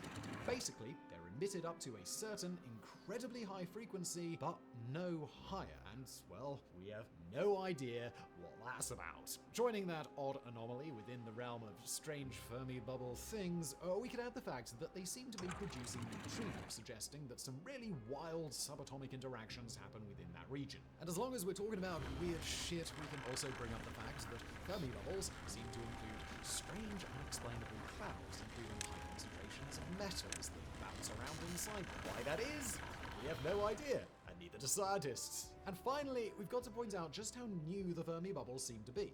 A research team that discovered them initially projected that the bubbles were somewhere between 1 and 10 million years old, and have since refined their estimates to indicate that they're about 3 million years old, implying that when something happened to cause them to form, early human ancestors were already running around the Earth. That particular age estimate is actually more interesting because of the questions that it doesn't answer than the ones that it does. If the Fermi bubbles were, say, much older, then we could imply that they might be stable fixtures of galaxies like ours. If they were much younger, it would be easier to lend credence to the idea that they formed as the result of a cosmic explosion and have been expanding outward and slowing down at a consistent rate ever since. An age estimate of 3 million years indicates that there's a lot more work to be done before we nail down how the Fermi bubbles came to be. Some theories on causation. Alright, at present, the best guess on what actually caused the Fermi bubbles is that our galaxy's supermassive black hole, which today is about as docile as a house cat on THC, might have been a lot more active in the past. The massive cosmic jets that we mentioned earlier, which may have produced the bubbles, don't tend to happen at random. Instead, they happen when a black hole ingests ludicrous amounts of material in a very short time. Belch of astronomy. A burp so powerful that it shoots gamma rays 25,000 light years into space. That would have required our supermassive black hole to be tens. But what scientists are now reasonably confident in going with, at least until we get a better theory, is that the bubbles might have formed during about 100,000 years of continuous activity from these jets. A slower moving bubble of hot gas, emitting X-rays, appears to be traveling outward in the same basic way. Named the E-receiver bubbles, these are now thought to be the shockwave from the very same explosion. The accepted theory for the formation of Fermi bubbles comes from the concept of a lot of simultaneous or near simultaneous supernovas that may have occurred at a past stage of the Milky Way's lifespan when stars around the galaxy's center were a lot more tightly packed. In the base version of this theory, a whole lot of very similar stars would have formed at around the same time, gotten all together, and eventually gone supernova at around the same time, either because they all just happened to reach the right age at the right time, or because they were so tightly packed that a supernova in one triggered a supernova in many of the others. In this sort of mass explosion, perhaps the plasma now forming the Fermi bubbles would have swept outward in two directions in the star-sized equivalent of a puff of smoke. Now, there are a lot of holes in this theory, but the reason why we bring it up is to help get a sense of what might have caused our supermassive black hole to be so active in its earlier days. The implausible thing about the second theory isn't the idea that so many stars would have been so tightly packed for so long, it's the idea that they would have all gone supernova simultaneously in our galaxy, but not any others that we know of, and somehow that plasma could have created the Fermi bubbles, either by the effects of its gravitational pull drawing those stars nearer and nearer, or by some other mechanism.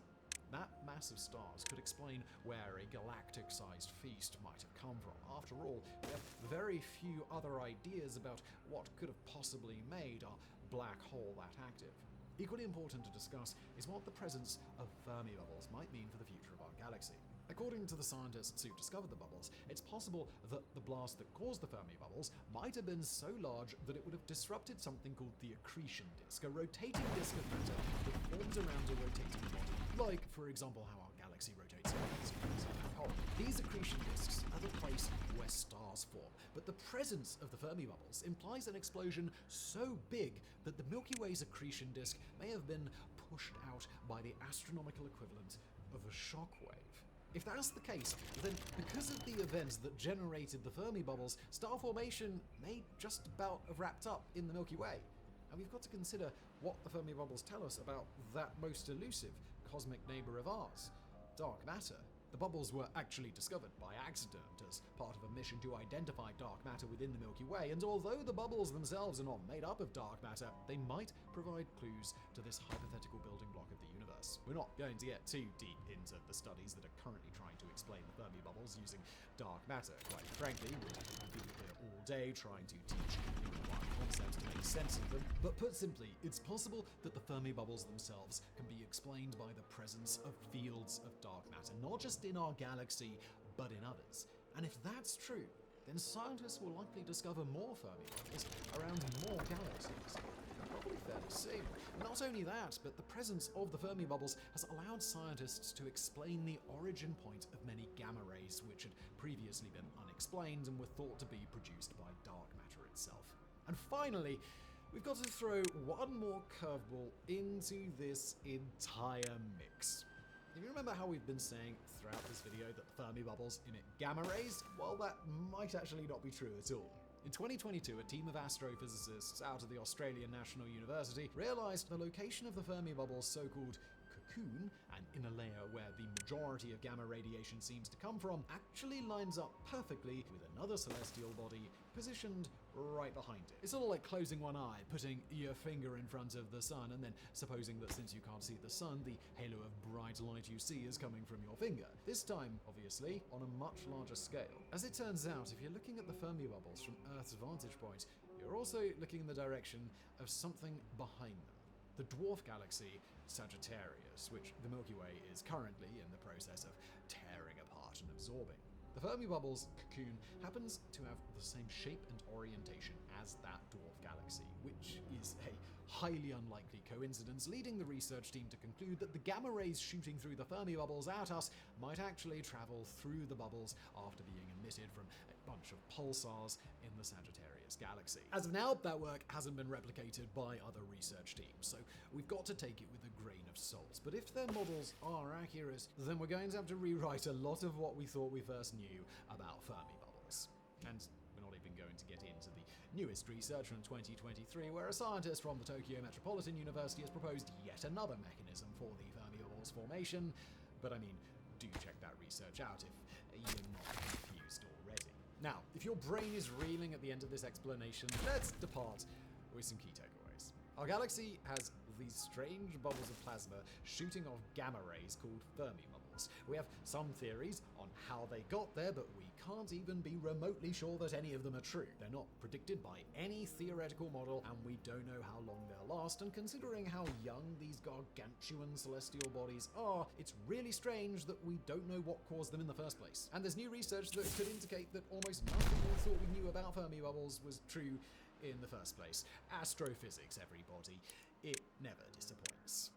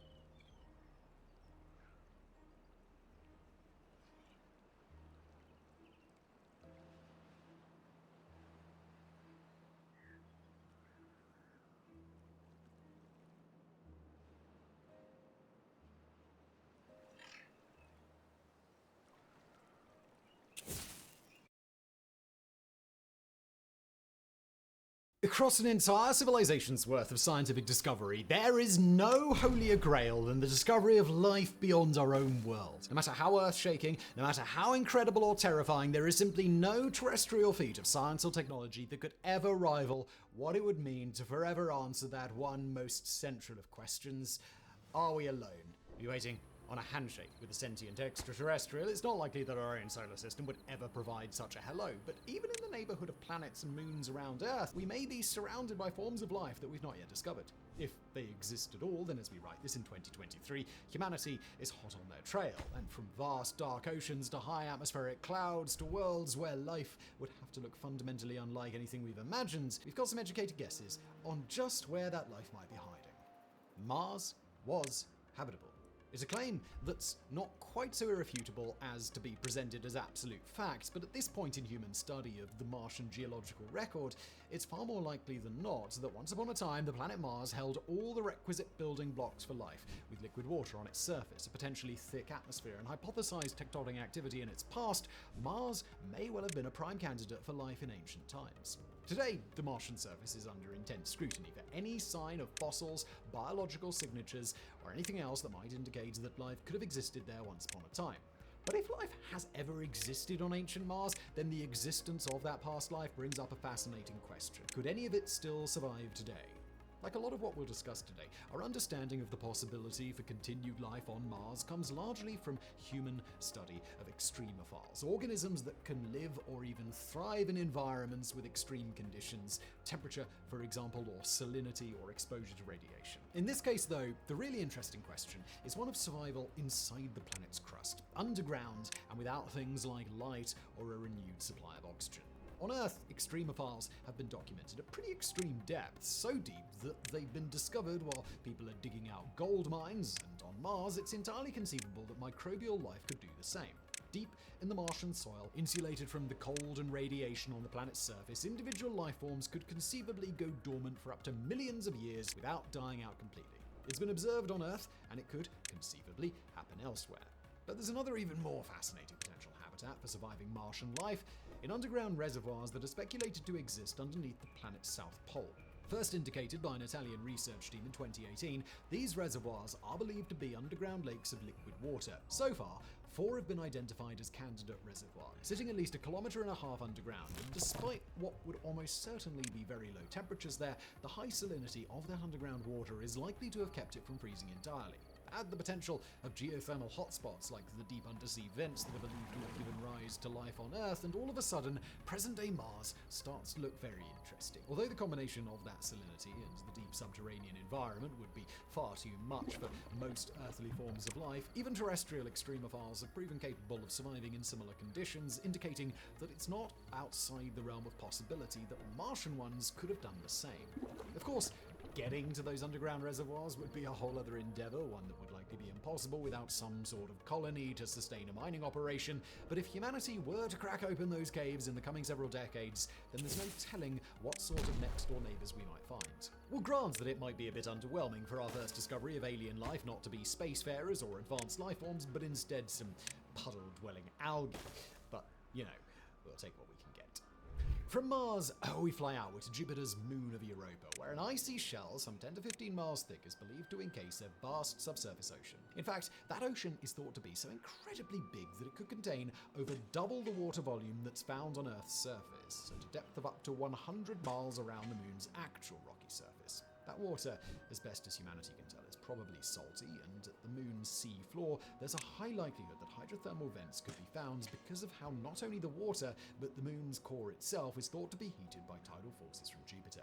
These tidal forces churn the lunar innards around with enough sheer energy input that it's likely to kickstart many of the requisite processes that could eventually lead to life emerging within. Now, if the 1.5 kilometers of drilling needed to get to Mars's underground caverns would be difficult, then breaking through some 10 to 15 times that distance on Europa should rightly make the whole concept of identifying life there seem prohibitively difficult. But difficult though it may be, it's certainly not inconceivable that we could find evidence of life with the right sorts of probes and exploration missions, and we might not even need to get to the moon's subsurface oceans in order to do it. The same tidal forces that churn up Europa's apparent subsurface ocean have a similar effect on the ice running across its surface. That ice is incredibly smooth. In fact, Europa is the smoothest thing in the solar system, but it's broken up by a series of ridges, often coinciding with long, rusty red streaks that paint ribbons across the lunar surface. Those ridges and streaks, plus a range of other geologic features, suggest that Europa's shell experiences tidal flexing, being squeezed in and out by Jupiter's gravity. And if that is happening, then it stands to reason that warmer ice or even liquid water might rise upward toward the surface. Hypothetically, that liquid water could contain life forms, which then would be frozen into the water as it turns to ice. Wait long enough for the moon to churn and pull against itself, and some of that ice and the life forms that it contains could eventually be churned right up to the lunar surface, just waiting to be discovered. From one icy moon, we move on to another, Enceladus, sixth largest of 146 known siblings in Saturn's orbital family. Like Europa, Enceladus is completely encased in clean, highly reflective ice, and it's believed to have a subsurface ocean of its own. Enceladus is a pretty small celestial body at just 4% the size of Earth, and with an ocean believed to be just 4 to 6 miles deep under some 20 miles of ice, it's believed to have a whole lot less liquid water in aggregate. But that might not actually be what matters here. Like Europa, Enceladus experiences tidal forces that warp both the interior and exterior of the moon, sufficient to keep things moving inside, keep salty water in a liquid state, and potentially even create the kind of hydrothermal activity that's believed to have directly led to the emergence of life on Earth. But unlike Europa, Enceladus has one more thing going for it. It's geysers. If you've heard of Enceladus at all, you almost certainly know about the many icy plumes of ejecta that spray outward from Enceladus on a regular basis. Those ejecta contain both water vapor in a gaseous form and ice. And if we reference back to what we just said about the potential for life on Europa to freeze into ice that eventually moves to the moon's surface, Enceladus could be doing one better. Quite literally spewing evidence of life out into the cosmos. Human-made spacecraft have already flown through the geysers of Enceladus, although the spacecraft that did that, Cassini, was not equipped with the requisite tools to confirm the presence of life outright or take a sample for return to Earth. What it did have was a sufficient suite of equipment to determine that Enceladus's insides did contain high saturations of organic materials, plus carbon dioxide, phosphorus, sulfur, nitrogen, and carbon monoxide, all things we'd expect to see if Earth-like life did exist there. That phosphorus is especially promising. In the levels of saturation that it's expected to exist on Enceladus, potentially as much as 1,000 times more than exists on Earth, it would be free for life forms to use in massive quantities. It's not a confirmation that life exists there by any means, but it's the sort of list that has rightly sent up a sort of bat signal for astronomers and astrophysicists, marking Enceladus as one of the most likely candidates in the entire solar system to perhaps already be incubating life forms as we speak. In the words of German planetary science professor Frank Postberg, it is habitable. It is clearly hard to argue against that, but we do not know if it is inhabited. Now, if all of this talk of subsurface lakes and icy moons seemed familiar enough to our human ears, then buckle up, because on Saturn's largest moon, Titan, we're going to go from the familiar into the downright weird. There is no liquid water on the surface of Titan. It's far too cold for that. But what does exist there, in abundance, are liquid seas, lakes, and rivers of methane, which on modern-day Earth is better known as natural gas. On Titan, it's not gas at all, and instead it flows freely across the lunar surface. Already, this would mean that Titan's building blocks of life would inherently look really, really different from the ones found on Earth. But the idea that Titan may play host to life isn't so simple as a series of abstract postulates by chemists who've got nothing else to do. It's backed up by the presence of an extremely high concentration of organic materials on Titan's surface, all things that would be really, really important if, say, Titan was to host some form of life that used methane or ethane, not liquid water, as its final building block. What that life might be like, we can't really say, but it should be possible. The moon has a dense atmosphere, it's got liquid something flowing on its surface, and it's even got weather with rain and other climate features of its own. At present, a small contingent of global researchers is hard at work trying to figure out how life in that environment would function, including one team at Cornell University who postulate that life on Titan wouldn't use fatty lipid molecules like life on Earth, but would instead use a specific alternative molecule called acrylonitrile, something that Titan has in abundance. And if that wasn't already strange enough, data released in 2005 offered another compelling possibility that maybe Titan could host a subsurface ocean of its own where liquid water flows freely and is kept liquid by a mixture of high salinity and tidal forces inside the moon. In Titan's case, this ocean is thought to be at least 35 miles or 55 kilometers below its icy surface. In such a strange environment, the addition of subsurface liquid water could add an even stranger chemistry to the mechanisms that could underpin life on Titan, or hypothetically speaking, the moon could even have developed two completely unique forms of life, one based on the methane and ethane found on the moon's surface, and one based on liquid water, like the terrestrial life that we know here on Earth. And lastly, there's an outside possibility that Titan's inner ocean could be comprised of ammonia rather than liquid water, but it's in our attempts to imagine life made for some strange fusion of ammonia and methane that our creativity here at Astrographics just runs up against, isn't it? From Titan, we return to the moons of Jupiter, and this time to the volcanic moon of Io, where intense and often explosive geological activity has long been seen as prohibitive to the formation of life. Lashed by extreme cosmic radiation, covered in lava flows, and otherwise blanketed in ice in areas that are less volcanically active, Io presents the sort of conditions that would make survival impossible for just about all forms of life that we know.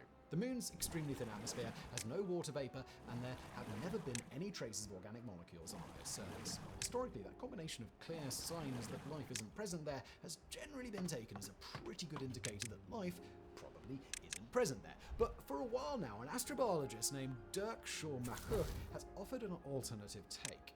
Perhaps this fire and ice world, which in some parts very closely resembles human conceptions of hell, might actually host whole microbial ecosystems not on the moon's surface, but underground. In fact, once he laid it all out, the logic made a good bit of sense. The presence of icy crusts on some parts of Io would imply that water may still exist below the surface, heated up by volcanic activity and then trickling down to parts of the lunar subsurface that keep a steady temperature somewhere between that water's boiling point and its freezing point. Add the presence of that water to the heat and energy of the volcanic activity, and all you need is carbon, most likely currently trapped inside carbon dioxide compounds, in order to have the most basic building blocks for life. Except, well, you might not actually need water either. Io's volcanoes emit a lot of a compound called sulfur dioxide, which can then degrade into other sulfur-based compounds, most notably hydrogen sulfides that could theoretically be a substitute for water in this environment. Hydrogen sulfide plus carbon dioxide plus energy, given enough time, can theoretically be the basis for the evolution of a form of life unlike our own here on Earth. I will not belabor too much of the chemistry here, but suffice to say, Schormacher and other subject matter experts seem to agree that in a theoretical sense, all this checks out. Bury those life forms under enough of Io's crust that they won't experience intense radiation, and in parts of the crust where temperatures are relatively high and constant, they might find themselves in a sort of incubator where they can thrive for thousands or even millions of years. Of course, we grant you the fact that scientists probably aren't about to start tripping over themselves to check for underground life when better candidates exist, but the moon's potential habitability simply cannot be ruled out. Now we've got to hang around Jupiter for one more entry, the planet's largest moon of all, Ganymede. Ganymede is somewhat like the other ice moons that we've discussed so far, Europa and Enceladus, in that its thick outer shell of ice most likely encases a global saltwater ocean with more water than can be found on all planet Earth. Now that by itself is pretty cool, and it at least opens the possibility that Ganymede may host life of its own, but it's also got a couple of other positive markers that scientists have recently started picking up on that suggest that Ganymede might be one of the better candidates for extraterrestrial life in our celestial neighborhood. First, the moon's thin atmosphere does have water vapor in it, despite an apparent lack of the sorts of geysers that Enceladus has, suggesting that water's probably been up there for a while. That suggests that it's probably coming from regions of the moon that get warm enough, even on the icy surface, for water vapor not just to be produced, but to actually thermally escape into the moon's thin atmosphere. And second, the Hubble telescope has observed that Ganymede has auroras like the ones found on Earth, meaning that Ganymede has a magnetic field all to itself. This magnetic field, interacting with nearby Jupiters, will have caused the moon's atmosphere to be saturated with more oxygen than would otherwise be expected. And lastly, we've got to combine all of those essential elements for life, the oxygen, the protection from radiation, the water vapor, with the subsurface ocean that almost certainly exists under Ganymede's outer shell. Heated by the moon's rocky mantle, this ocean, made via liquid water, would interact with the nickel and iron in the core, creating a sort of chemical churning that's believed to have given rise to life on Earth. In fact, all the pieces are there on Ganymede for the creation of molecules like amino acids or sugars, and those molecules by themselves are probably present on Ganymede even as we speak. With the help of Jupiter's tidal forces to keep the ocean and the lunar core active, conditions are near perfect for some form of life, particularly one that relies on geothermal energy sources rather than external ones like sunlight here on Earth to be thriving in Ganymede's stable environments. In fact, some scientists now hypothesize that Ganymede, chronically overlooked in the last few decades, might be among the best potential hosts for life in the entire solar system. With any luck, somebody might even propose a probe to study the moon in the next decade or two. Finally, we soar above the clouds of Venus for one last stop on our visit that conventional planetary science wisdom would have you believe is a bit of a waste of time. But much like Ganymede and much like Io, there's a halfway decent chance that we humans might have written off Venus a little bit too soon. It's not for a lack of rationale. The temperature on the surface of Venus is hot enough to melt lead easily. The pressure down there is enough that it would squash us fleshy hominids like a pancake. Not only that, but the whole planet is choked with sulfuric acid, a substance that would make even the hardiest extremophiles give the Venusian surface a 1-star review. But high up in the planet's clouds, it's a different story. Devoid of the crazy intense pressures of the Venusian surface and with a far lower saturation of sulfuric acid, conditions up there might almost be pleasant. It's got water vapor in the high atmosphere, it's gently baked by the heat of the sun, and there's enough wind to stir things around to keep the air from getting too stale. And not only that, but in 2020, scientists at Cardiff University and MIT announced that they'd discovered something even more important up there: phosphine. Now, of course, most folks watching this video are probably thinking some variation of, Simon, what is phosphine? And those of you who probably do know what it is are probably thinking, Simon, don't be daft, phosphine is literally a poisonous gas, it's not a good thing. But, well, right as you may be, that also doesn't tell the full story. Phosphine is what's called a biosignature, a substance that, if it's detected on a rocky terrestrial planet, almost certainly would have been created by a living organism. It's the sort of compound that does not just happen by chance or without the complex chemical processes life forms use to go about their day-to-day business. And Venus's upper atmosphere didn't just have a little bit of phosphine either, it had a ton of the stuff, to the point where the research team that discovered it had announced that they'd ruled out every known process to generate phosphine except for the presence of life on our nearest planetary neighbor. Now, we've got to emphasize here that those phosphine claims on Venus were temporarily debunked while the scientific community did what it's supposed to do and attempt to disprove a promising theory. But shortly after the claims were debunked, they were supported again with some alternative hypotheses on where the phosphine might be coming from. Then they were debunked again, and then they were supported again. There's no telling how many times the scientific community might bounce around again on the phosphine issue in future years, but if it does exist on Venus, then the presence of some sort of life to produce it remains the most viable hypothesis that we currently know of. Hopefully, a series of upcoming missions to Venus, most promisingly NASA's Da Vinci probe, will be able to settle the issue